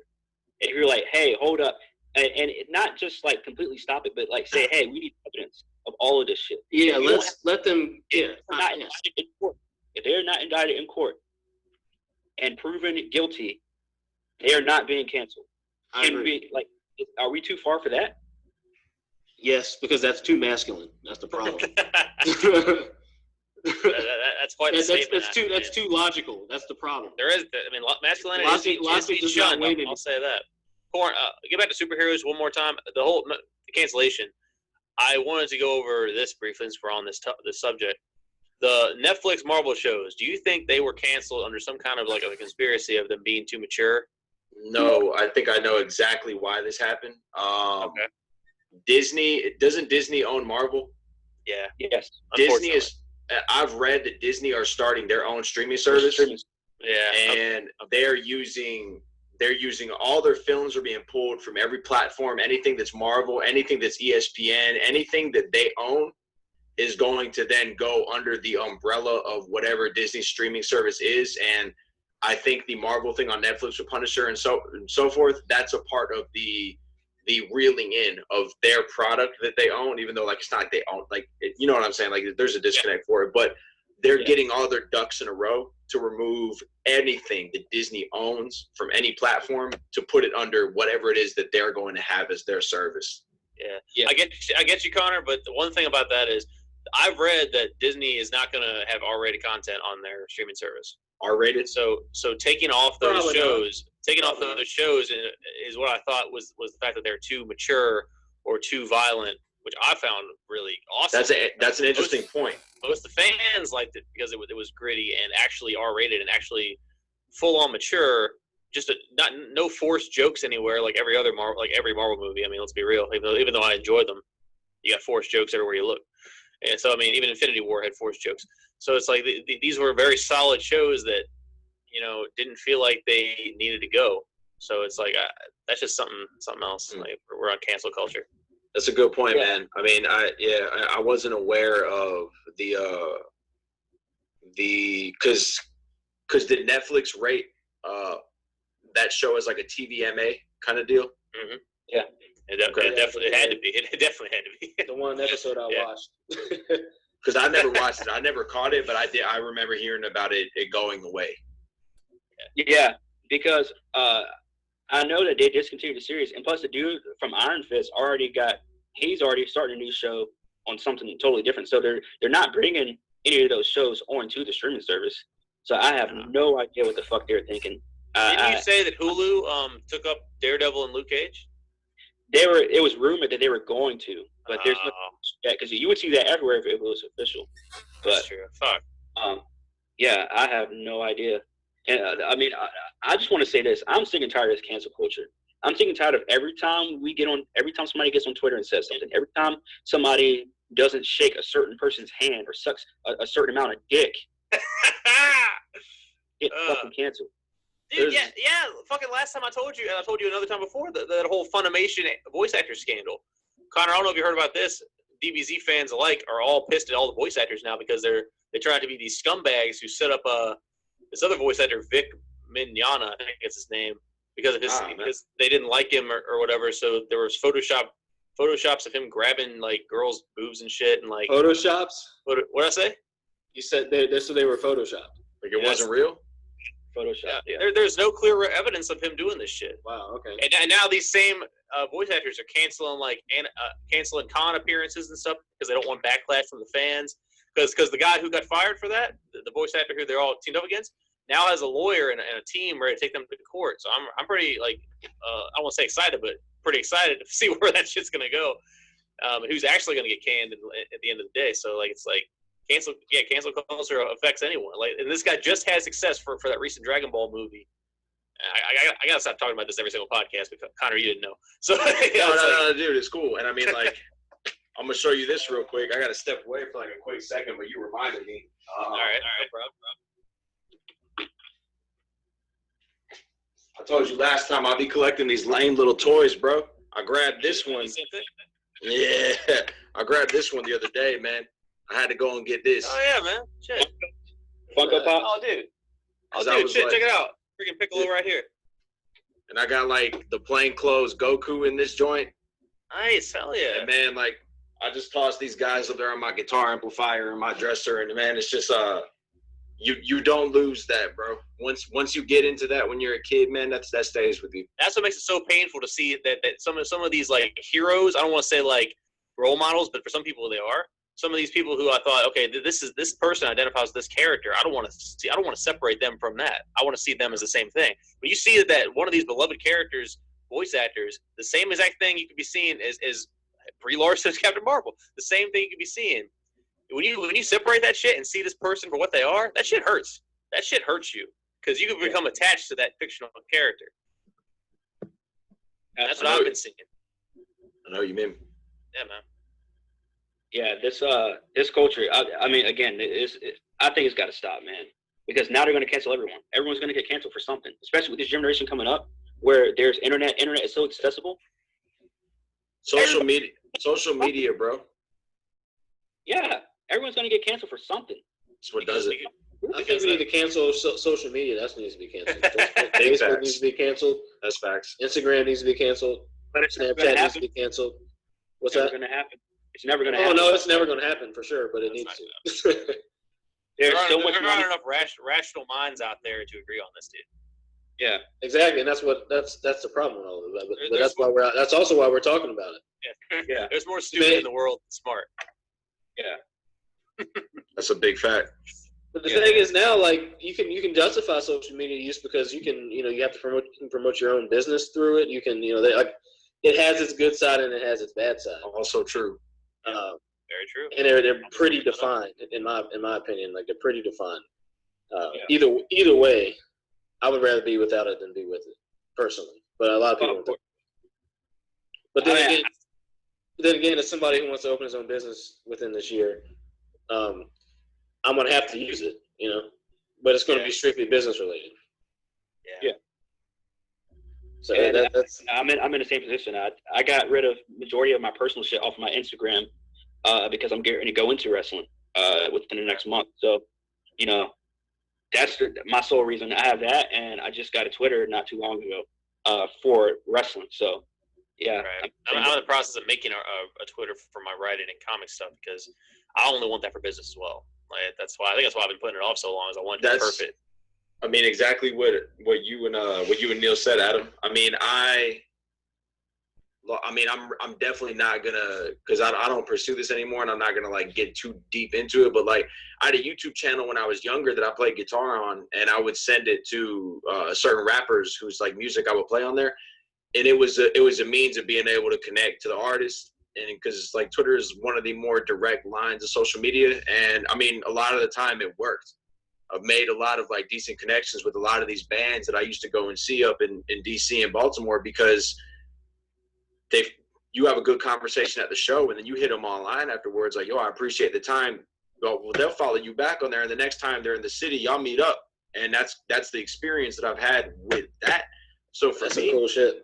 For me, bro, it was a means of me being able to break down that third wall between the artist and the fan, so to speak, and when you know the band that you're going to see over and over values your presence there and whatnot, they communicate with you on the internet, they comment back with you, they like whatever. Like I wrote a submission that I did for that website Medium.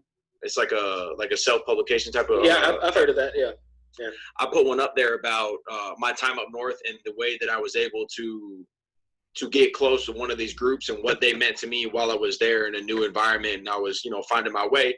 They all saw it online. So it's just like a cool way that you could jump to it like that. So the same way that you said that you intend on using it for your business that you want to get off the ground this year, and the way Neil's got it for wrestling and Adam wants to use it for his art, it's when you use it for good and when you use it for your passion and when you use it to, because you can better yourself with it or you can worsen yourself with that shit. And 100%. When you use it to better yourself, that's when I feel like you win. That's when I feel like you win with it, because it's a lot of ways that you can lose with this kind of thing. And I mean, but you got to keep one thing in mind. You gotta know that at any point in time that shit can disappear. It's gone. And you got to have that real, personal exactly. groundwork. You know what I'm saying? Like, exactly. Yeah. As much as you can, you just got to keep that in mind when you get so involved in the good in it. You know what I'm saying? Because it can really take you over. So you got to realize the power of it too. They can take you over, and you need to remain that person. And like I mentioned earlier, we grew up without the internet, so we just need to keep that about ourselves. That we were those people that didn't have this at one point, and we were straight. Absolutely, man. You got to remember who you used to be. I struggle with it a lot, but yeah, if you just keep that part of yourself like pure, even just a little bit, even just before you go to bed, you remember who you are. That'll help you out. Yeah, so staying humble is so crucial to remaining a decent person. Staying humble, go outside, read a book. Yeah, dude, it's much needed. Just a little bit. Just a little bit will help you out. This is the last thing I'll say about this whole antisocial bullshit. I watched a video earlier at school about this chick. I don't know if you guys seen this video that's going around with this chick. Her grandma is dying in a hospital bed, or it's her grandpa, some old person, but it's their grandparent. And she puts on a beat and starts dancing in front of the camera on Instagram Live. Oh my god! And I'm like, this is where people are doing this shit online. So what was the point of this? I don't know. That's the thing. Like, this is where this generation is at, where we are at as a society. Jared's making this face. Anyways, yeah, bro, that is entirely fucked up. In a hospital bed dying, and you're sitting there trying to get views and thinking it's funny to dance. I mean, in a sense, it kind of is funny, but at the same time, it's like, this is real, though. Like, if it wasn't real, it'd be funny. This is real life, where someone's dying. Because once your relative passes away, you're gonna look back at that and feel like shit, probably. If they're any sort of decent. I don't think so. In this case, I kind of doubt that. Yeah, that particular person might not. That particular person might not. But anyone with half a heart, or even a fraction. If you have half a heart, you ain't really doing shit on Instagram Live. Yeah, for sure. Yeah, Jared. If you have even a fraction of a heart, you're probably not on there flexing nonstop for likes. I would hope not, anyway. You know. Yeah, exactly. Especially to that degree. Yeah, that's some inhuman shit. Yeah. On their deathbed. I was reading the comments, and it said that it was like her grandparent that was dying. I don't know how they found that out, but that's what people were saying in the comment section. And I'm thinking to myself, like, is this really necessary? Like, maybe like 2 years ago, I probably would have thought it was funny and hilarious. But then I'm sitting there like, I'm a 26-year-old college student, so I'm already seeing all this shit in person where people are doing dumb shit just to have friends or just to have likes and stuff like that, which is something I've never done. I've never done anything just to be popular, try and be cool. So I can never like really empathize with that. But I mean, you got to be seriously fucked up, and this generation is way more fucked up than we are, than our generation. Well, it's like what you just said. A couple of years ago, you would have found it funny. So people who are younger are finding this shit entertaining. They're not thinking about long-term shit. They're not thinking about like what it's like to what death might be like. Because shit, even I'm kind of still not thinking that way. I think the older we get, the more we start to realize, okay, we got to fucking get our lives together because we're gonna be dead one day. Shit, as fast time flies by, I'll be dead in a few weeks. I gotta get my fucking life together the way time flies. You know what I'm saying? So it's like, hypothetically, I have a question, y'all. Is their immaturity worse than what our immaturity was? Because it's definitely different, but is it worse? Because we were immature at 19, 20. I mean, not saying we're not even that old. We're still young, but still, we're old enough to where we can look back and say, "Oh shit, 19, I was tripping." I would say, I'm not gonna be the one to throw stones living in a glass house, bro, because I know I was wilding out at one point.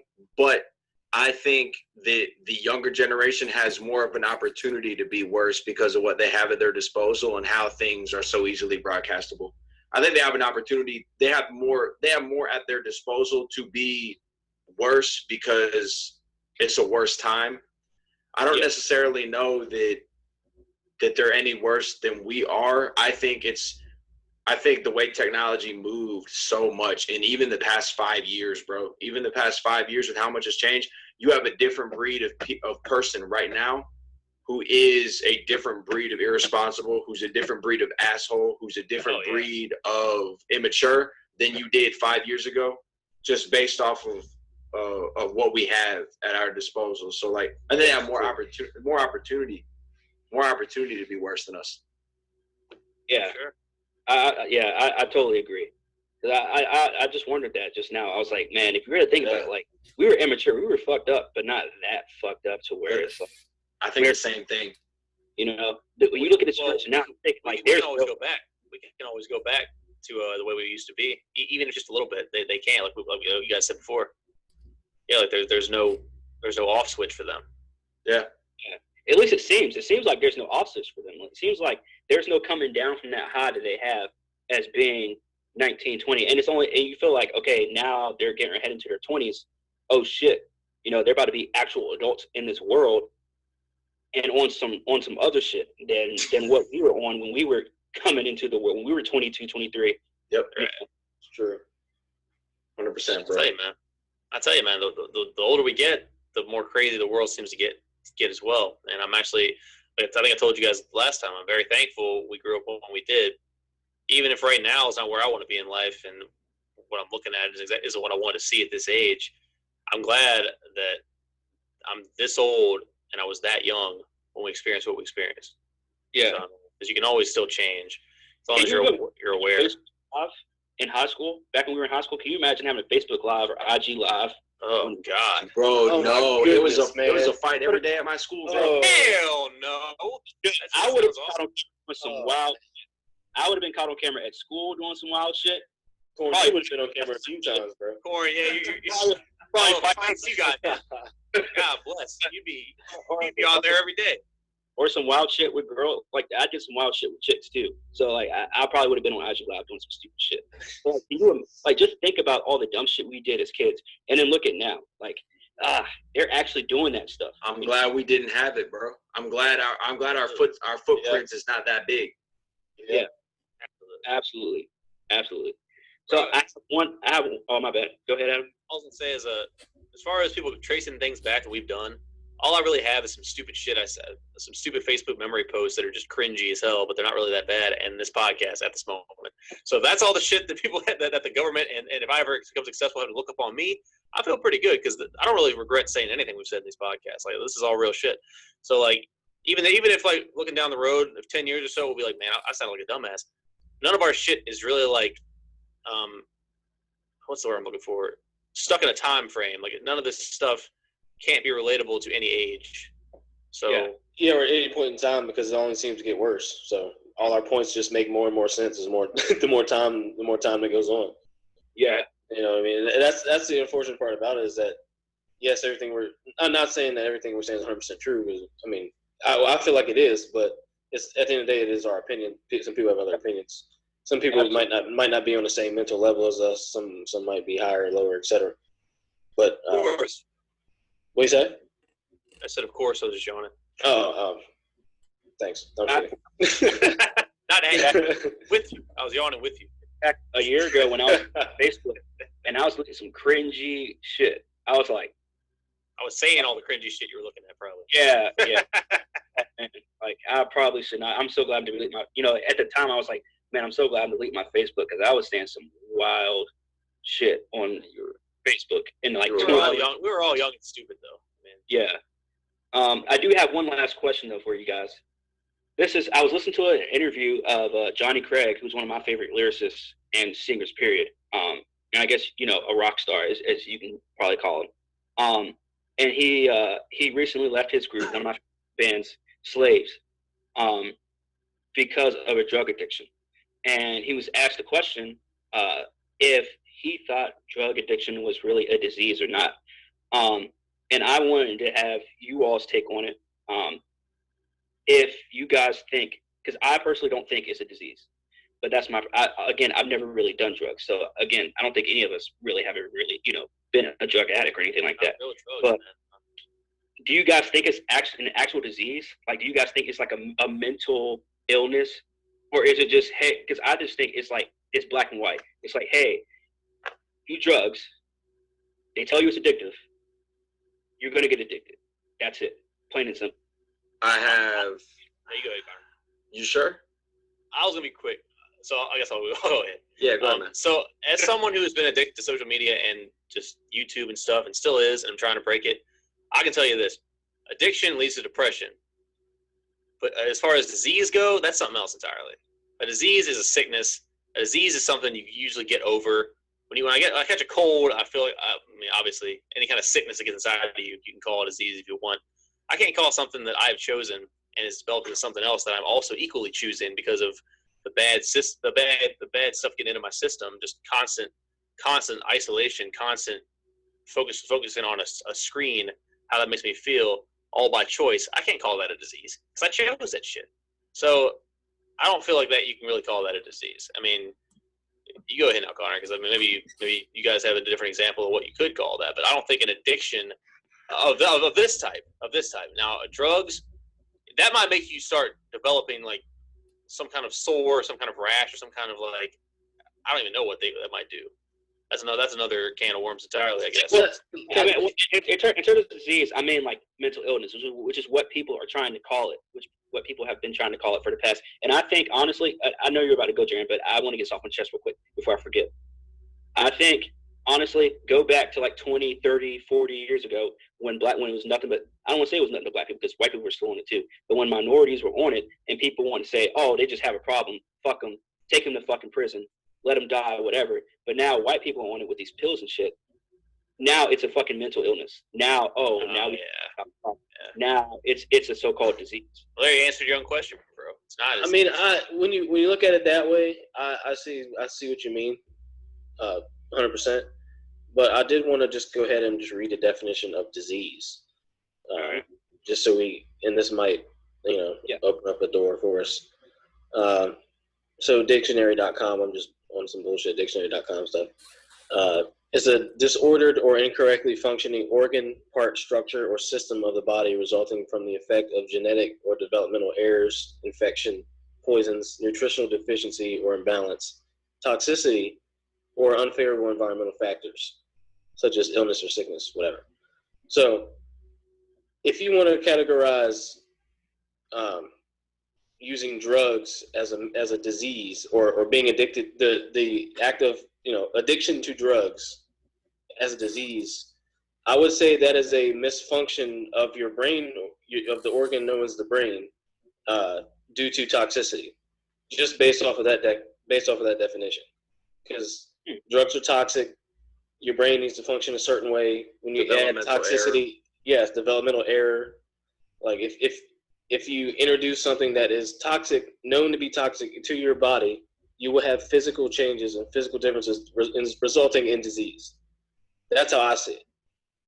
Yeah, but then again, that's anything that you put in your body. Not Exactly. Amount. So again, I don't think that would be considered a mental illness, though, because those two they were saying is you said earlier is drug addiction a disease, not a mental illness. Okay, sorry. Disease/mental illness. I'll go with that. Well, they're very different, though, bro. So let's stick with disease. I don't think that it should be considered a disease, but like Jaren said, it fucks your brain up, and then you have to literally give your brain new outlets and new habits for it to fix itself. This is coming from somebody who has dealt with this stuff for years, like on a personal level. Yes, you have to give your brain other things to do and think about to correct it. That is a result of hardcore addiction. So would you really call it a disease when you chose it, and now your brain is kind of stuck in a loop because of your direct choices that you do every day? I don't think that could be called a disease, because some people, like say somebody's born with cancer, dude. Somebody gets cancer genetically. That is a disease. That is something they did not choose to do. They got it. I see what you're saying. Yeah. That's a fair point. I see what you're saying. It wasn't a choice. I think addiction can induce disease. I don't think it is a disease. I'll put it that way. That's a fair point. Yeah. But then again, it is a disease by the definition of dis-ease, not necessarily by a by a disease as a construct, not so much as a definitive thing, if that makes sense.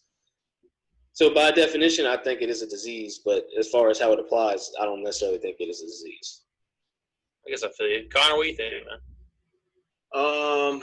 Yeah, I've got plenty of thoughts on this, just because like this kind of thing runs very rampant in music culture. Like it does. The example of who we're talking about right here is the singer of a band that I think a lot of us are familiar with. To the point of being born with cancer, and can you be born with cancer? Or is that leukemia? Maybe you can be born. Okay, so like, I mean, if we're taking the value of being able to, like, you didn't have it and you acquired it. I mean, like, it's the same way that somebody who has a bunch of unprotected sex and then gets HIV. I mean, it's something that you acquire in that respect as well. That you chose to have the unprotected sex, and you didn't choose to get that byproduct of that consequence, but it happened. And I think that the same way that, I mean, let's use a hypothetical. You chose to go to a party, and you didn't go to this party with the intention of doing coke, but at that party, it was offered to you, and for whatever reason, you said yes. Yeah. It is going to alter your brain chemistry for the amount of time that you have it in your system, and however you choose to feel after that might not necessarily be up to you because of how much you either enjoyed the effect of the drug or how much you hated it. It changes you to an extent, and what you were talking about, developmental error and an introduction of something toxic.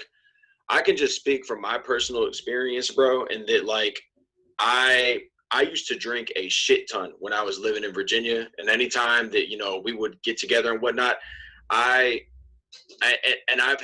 had this problem since I was about 15 years old when I was in high school, because it was at parties, it was a part of a scene. It was not frowned upon because it was not illegal. Yeah, I mean, underage drinking is one thing, but you can go to the store and get it. You can't go to the store and get X, Y, and Z that you would have to get off the street.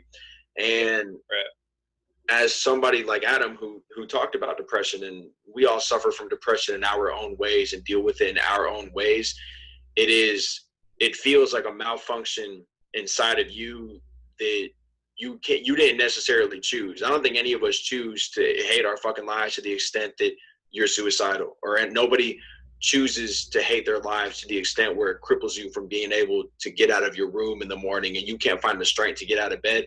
I don't think anybody wants that for themselves. No, and the unfortunate part of having that kind of brain chemistry, that imbalance or whatnot, is that you may seek unhealthy coping alternatives in order to make yourself feel better about the circumstance that you already find yourself in. And I know depression is a totally different subject from the question of, is addiction a disease?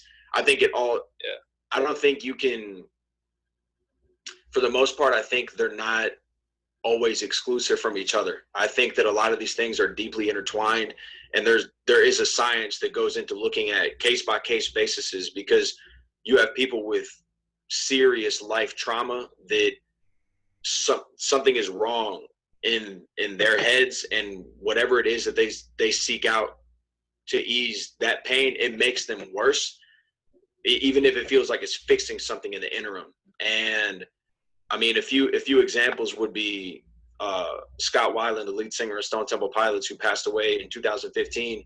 He was raped as a child, and later in his early 20s, he was exposed to anything from heroin to crack cocaine, and these all became crutches that he went through as he went forward. And no matter what the consequence was, the jail time that he did, the marriages that he ruined, the kids that, you know, he estranged, he eventually died of an overdose on a tour bus from a mixture of ecstasy, cocaine, and alcohol.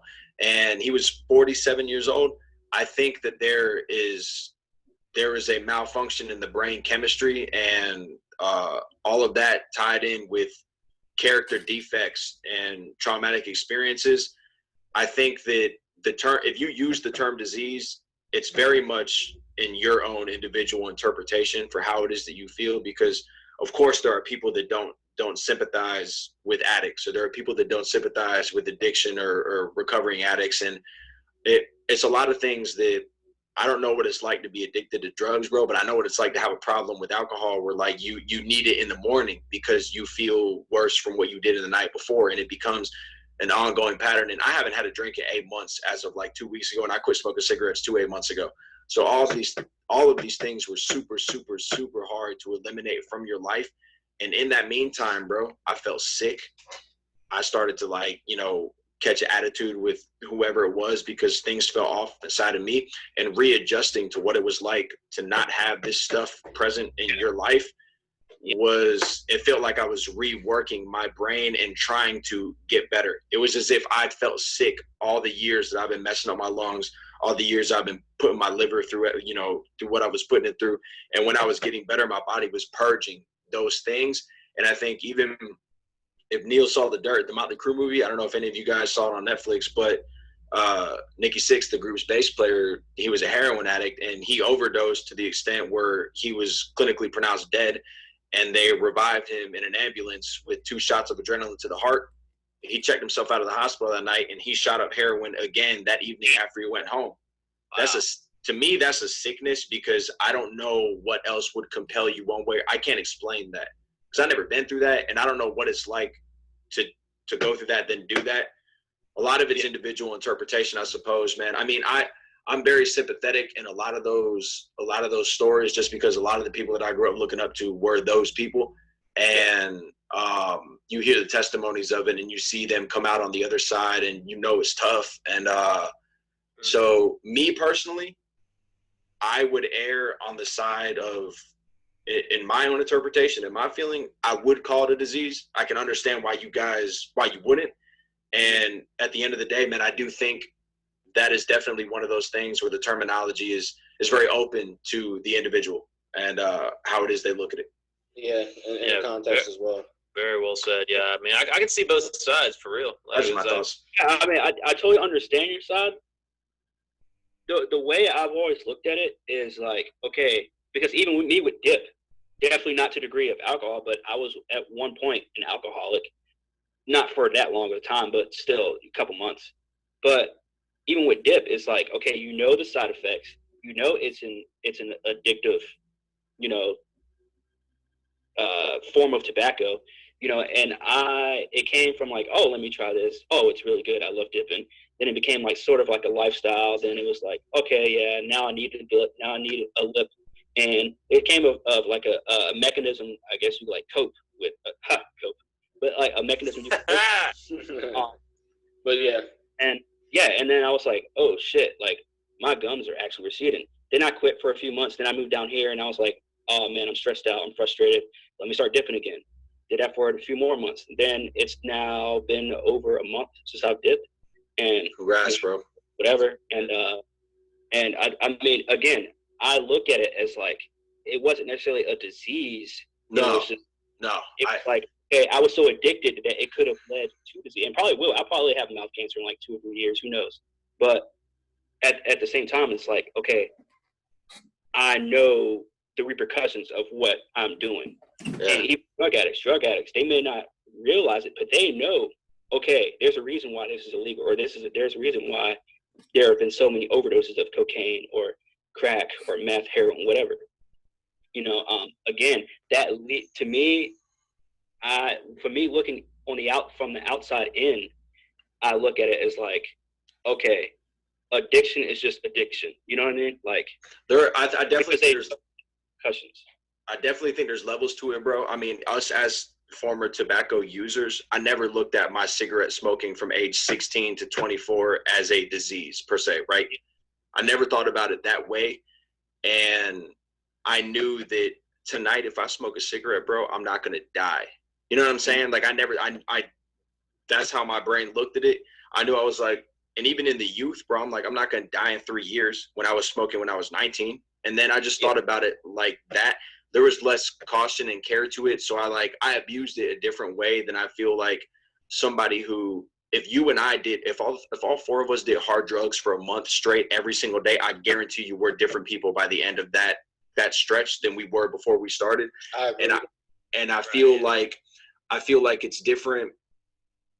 If you dip tonight and I smoke a cigarette tonight, our brain chemistry is not necessarily going to be as off as if you and I like use intravenous drugs and like we experience what it was like to have something in our bloodstream connect to our brain, and now our bodies don't function properly if we don't get that drug back because a foreign substance has been introduced, and now we are going to get sick and have, you know, vomit, cold sweats, diarrhea, hallucination, all these type of things if we don't get. And I mean, it's what leads a lot of people to like having that lifelong issue. But I feel like. So could you say though? I don't mean to cut you off, but could you say though, maybe in most cases, disease or mental illness. I don't want to use that in quotations. Mental illness is a thing. So mental illness actually or disease leads to using those drugs of addiction. Of course, I can see that. Yeah, of course. Man. Of course, well, wouldn't you say? All of you guys that you've made with the rock stars, with just celebrities in general, or people in general, addicts in general, where something traumatic happened in their lifetime, it may have like snapped a mental illness in them or some kind of disease in them where they need to get away now. They're like, oh shit, I'm in the head. I need to get away from this. Now here comes addiction coming in. Bro, you're preaching to the choir because I go through this all the time. Here's something. The thing you're addicted to the most, don't you see it as a comfort zone sort of thing? Or Connor, you just mentioned that this drug could be a whole lot worse. So what's the harm? When you get so addicted, it becomes normal. You see it as your comfort zone, as a coping mechanism. There you go. Haha, cope. There you go. So you're back to the same shit, and it's just like you don't want to stop because okay, I feel this is my safe space, you know. And so it's like you have to feed your brain new things to fix it. Yeah. I also think too, us as individuals, the way that we know each other, the way that the 4 of us know each other's personalities and spent time together, I do think too that if either one of us started doing something reckless, we start like taking pills, abusing drugs, and in any respect, chances are ourselves, we're not going to see much wrong with it, because when you're in it, it's just like being in a bad relationship. It's just like being too comfortable. Like when you're in it, you don't see it the way everybody else around you sees it. So if I'm popping pills and I'm wilding out and I'm being crazy and you guys look at me, you guys will probably think like, my guy, you're sick. Like you'll think like you're nasty. You have a problem. You're sick. Is something wrong with you? Your cheeks is caved in. You're broke all the time. You got sores on you. You're losing your hair. And me, I'm on my end like, nah, I'm good, man. I feel like I need this. I need this to feel better. I need this to feel good. This makes me happy. And I feel like a lot of it is perception based. I don't think anybody's going to come to us and give us, you know, lay the law of the land and be like, this is how we identify this from here on out. And anybody who identifies it differently is wrong. A lot of it's perception. Right. And I think like y'all would look at me like I'm a freak. I would look at me like, what's the big deal? And that's how every addict feels that way, I think. I would even say when you get to that point, you lose all your real friends anyway, because that drug or that trying to stay alive at that point, or trying to run from that discomfort, will drive you away from everything and everybody, except for the people who are doing the same shit. Exactly. And at that point, nobody's there to check anybody. You know what I mean? Exactly. Yeah. Exactly, bro. Very true.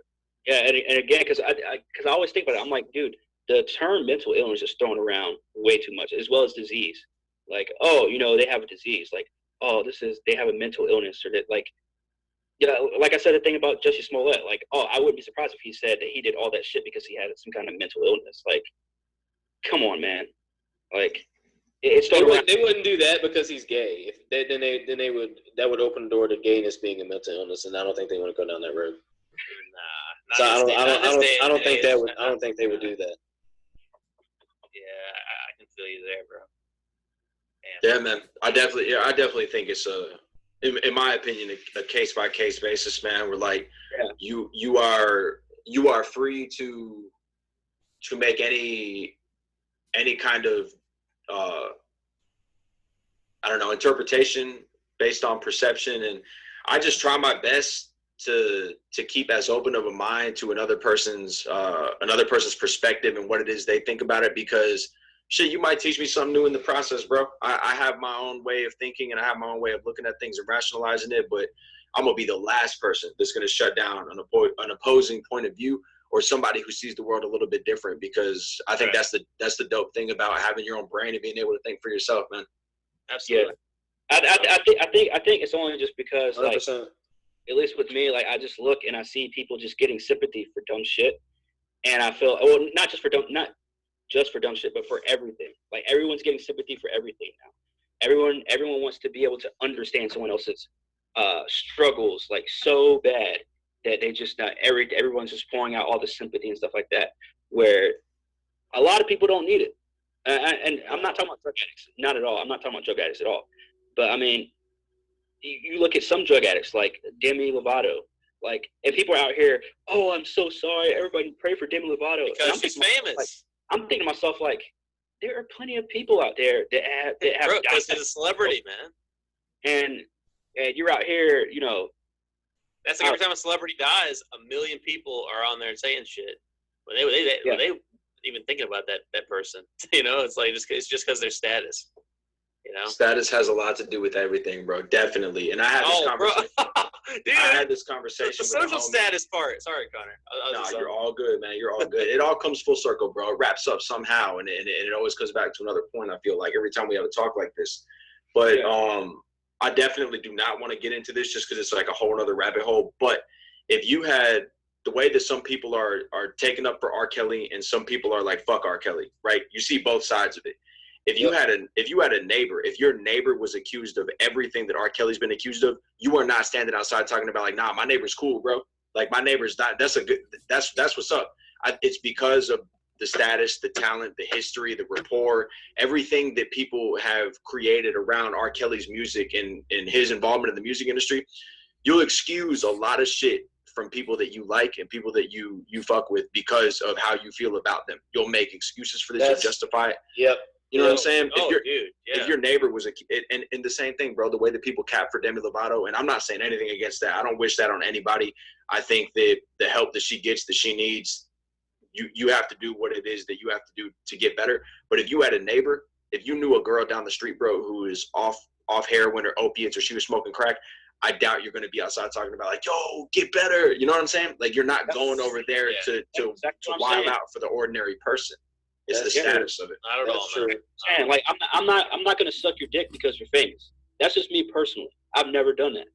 And I'm not going to be like, oh, man, I really hope Demi Lovato gets better. Like, because if she was a girl that went to my school, and just because she could sing but was still doing drugs, I'm not going to be like, oh, man, like, be like, you fucked up. Talent makes you excuse a lot of things from people, and talent makes you overlook a lot of things, and talent makes you behave differently, bro. We're so enamored by people who have something that we don't, and people who have something that like we feel like we need. I feel like I need that music. I feel like I need so-and-so's music every day. So it's like and if you feel that way, bro, you'll find any way. That's where you get celebrity worship from. People, literally celebrity worship. Whereas if you met that person in real life, you wouldn't know what to do with yourself. They feel like some kind of an alien, some kind of a creature from another galaxy. You know, like that's where that fascination comes from. You want what you don't have so much that when you see somebody who's made it, you don't know what to do. You won't see them as just a person like you anymore. That's where that whole social status shit comes from too. Because even to a smaller extent, like a popular person and an unpopular person, you see something there, you're like, oh man, I'm not worthy or something like that. Like, shit. She's too out of your league, bro. Exactly. She's too good for you. You know what I'm saying? Like things like that. Back to dating for a second. Yeah. He has the car that I could never get, bro. I'll never have. You know what I'm saying? Like that kind of thing. Absolutely. Yeah. You see it everywhere in many different forms. Fuck. Unrelated. Yeah. I fucking love doing this with you guys. I miss intelligence in my life. Holy shit. Dude, that's a fair point, man. Any of these intelligent conversations from anyone else I know, and just getting to do this once a week or whenever we do it, it is like my brain is like singing and like it's just so happy to exist after frying for a week. What? I just want to caveat off of that and say, fuck y'all whack. I mean, yeah, that too, sure. I mean, dude, according to Adam, we have one fan. So that's true. With multiple accounts. This one fan. I gotta give a shout out. Out of our videos. Shout out to our single fan with the multiple accounts. We love you. Hey, man. And I mean, and if it's not the one fan, at least it's catching up between friends, bro. There you go. Oh, absolutely. And yeah. I do want to say something serious though, by the way, because I talked to Connor about this earlier. The rapper Tech9 didn't die, but I do want to say RIP Tech9, the podcaster, I guess. For sure, yeah. Rest in peace, man. I want to say RIP to him because from one podcast to another, it's cool that people are doing that shit. No matter what you're talking about in your podcast, at least you're out here, voicing your opinion. No matter what status level, where you're at, how on you are. Exactly. And I do want to say on a serious note, I love y'all because, you never know when you're going to leave this earth. So I do want to say I want to love y'all. Of course. I love you guys too, man. Love you too, bro. Love all you guys, man. Oh, shit, we're all family, man. 100%, bro. 100%, man. You guys have no idea how grateful I was being up there by myself and finding like a little group of people who were good people, bro, reliable, trustworthy, had good heads on their shoulders, could have these kind of conversations because y'all be as surprised as me. You don't meet people every day that can hold a conversation at whatever length that it is about anything under the sun. You can put an umbrella over anything substantial even. That's what I'm saying, man. So I mean, some of my other friends, you can't talk about this kind of shit for more than a single second. this little setup. You'll lose. So, yeah. I only have like 2 other friends, legitly. So I mean, I might be able to talk to one other friend like this, and I think that one person is Clint. it's like literally, I can name everybody on one hand. If I can talk about this setup that you guys have going, man, and Neil talking to me since sometime in February about getting me on here with you guys to just talk and kick it and just have a conversation like we used to have up north. It's something I've been looking forward to personally, and the fact that I have friends doing something dope like this, because outside of you guys, I don't know anybody else who does anything this way. I know people that play around with media and they're trying to make their way, but this kind of thing, all of us, I assume, are like podcast listeners of other people in one respect or another. So this setup that you guys have going on here, and like you said, voicing your opinion, having a voice, trying to create something. I mean, it's an art to it in itself, man. And for me personally, as friends of you guys, and as the camaraderie that I've felt from you guys accepting me and letting me into your lives when we all met up there. I mean, to have me on here for you guys thing, like, bro, it's an honor for me in itself, because it's not a lot of people that I feel that way about, and it's not a lot of people that I genuinely support and care about the way that I built up with you guys. Yeah, man. Hell yeah, absolutely, man. Same, yeah, absolutely. Likewise, bro. Oh, for sure. And, yeah, like you said, man, the first night we met, I already knew. I already knew it was gonna be. You were good people, man. It was a good time. I already knew. Yeah, Connor, I appreciate you welcoming me, man. I have a hard trouble meeting people still, just opening up. But it takes a while for me to feel comfortable enough for somebody to actually talk like this. Usually, I'm a lot more quiet. I'm only saying a few little things because I have to test them. Unfortunately, all the stuff we were just talking about. Yeah. It takes a while for me to break down my walls. So yeah, man, I definitely appreciate that acceptance. Bro, absolutely, man. And I mean, the same way that I told you at Warped Tour, the same way that the last show that we went together, and when you guys came out to Tampa to just kick it at the mall, bro. My space is your space, bro. Anytime you guys are in the area, anytime you guys want to do anything, you guys need something in Florida, bro. It doesn't matter what it is. You have a friend an hour away from you, north or south, and the fact that we, and you guys go back way before me. Like, I came into the picture mad late. I came into the picture a year and a half ago, 2 years ago. That's how it goes, though. The fact that we've kept up the way that we have, and that we can do something like this, and I haven't seen Jaron since the last weekend when he was over with Neil, and I said bye to you in the parking lot, bro, when I was coming in with groceries. I remember that. Yeah. And it doesn't feel, just talking right here, doesn't feel like no time has passed for me. And anytime I meet up with Neil and Adam when we go to a show or we hang out, it still feels like we're in the kitchen at 1814. That's how I look at it, bro. and it never feels like it's not done out of convenience, bro. It's done because you care, and it's done because you value those friendships, and you stay up with people that mean something to you, bro. Because I appreciate y'all more than I appreciate some people that I've known, like, you know, my entire fucking lives. And, Dude, yeah. And that's crazy. Yeah, and years don't amount to value, bro. That's true. What you establish between each other, like that's what it speaks to. Because those conversations in the kitchen, those vibes when we was having some beers, those conversations outside when it was cold. I remember one night we got on a kick. You, me, and Neil was outside, bro, and we were out there forever. And I ran through like 2 packs of cigarettes, and it was cold as hell outside, but we kept talking and talking and talking. Yeah. The one night I was slumped, bro. and Neil threw up. We went inside, then Neil went outside. Oh, yeah, that's right. Those kind of things, bro. Bro, I can't buy that at the bar. I can't buy that with strangers. No, I man. can't. I wish I'd have been up as late as you guys on those conversations. I think I remember sleeping through one of y'all's one of those nights when you guys stayed up, and I felt like shit the next day. I was like, wow, I should have stayed up with them. But so it's like, yeah, you can't buy that, bro. That's the stuff I cherish, man. I care about that kind of stuff a lot. And I'll end it on this: is that not just you, Connor, but all of us. Like, for me personally, living a lifestyle, like going to the military and like actually experiencing that people, even before that, like there are people I would see every day, hang out with every day at high school that once we graduated, they didn't talk to me ever again. Yeah. Like living in a life where there are people walk in and out of your life all the time.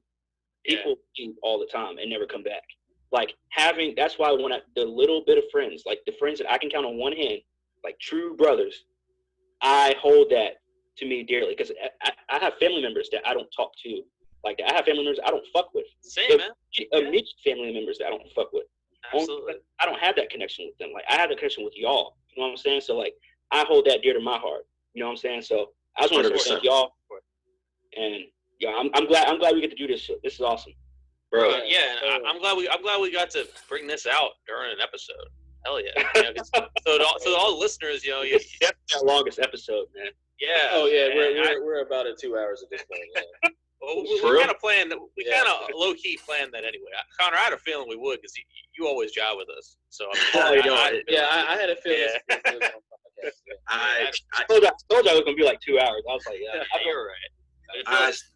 But it feels so natural. Like that's fine. Yeah. That's the thing, man. I asked Neil, I was like, how long do you guys usually go for? And I think you told me like an hour. Or we have like hour 20 usually. Usually about an hour 20, yeah. Hour and a half tops every single week. Yeah. hey, man. Episode was a long and now this one. Hey, bro. I mean, considering those nights when I got back from Richmond and y'all were still up and it was midnight and we was drinking till like 4, this is light work, bro. Like we would. This is true. It could probably go forever if we didn't stop at some point. It's true. We have to work tomorrow. That's what it is. That's what I'm saying, bro. That's what I'm saying. I'll drink to that, unfortunately. Yeah, dude. Yeah. Well, guys, hey, it's been very real. I mean, shit. That's probably my favorite episode.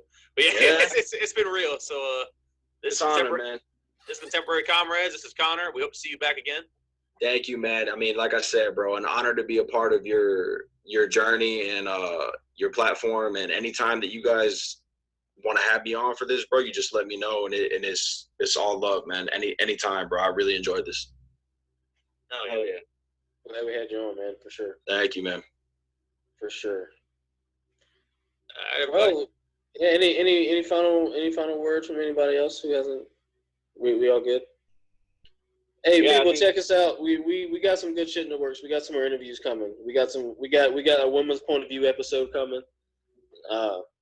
We got probably more music talk. We got some stuff in the works. So we're actually gonna have that episode because we've been saying it for 2 weeks. We're gonna have the fucking episode, all right? All right. It's gonna happen. Yeah, we'll get our 2 previous guests back on too, Connor and Clint at some point, and I'll see if I can get somebody else for an interview. I've got a friend at work I've been trying to get on, and I might try to get a female as well, but yeah, don't hold your breath. Anyways, and also on that note, man, I'm sure tonight is 100 more topics that we could have brought up, bro, that would have just been like boop, boop, boop, boop, boop, any other way. And we could have done something right here alone on like hip hop or rock and roll that would have taken like fucking 6 hours or something, man. So there's a lot to uncover. Oh, yeah. Absolutely. Always. All right, man. All right, Well, buddy. on that, folks, Contemporary Comrades signing out, and we'll catch you all on the flip. Later. Peace. All right, guys. What's going on, everybody?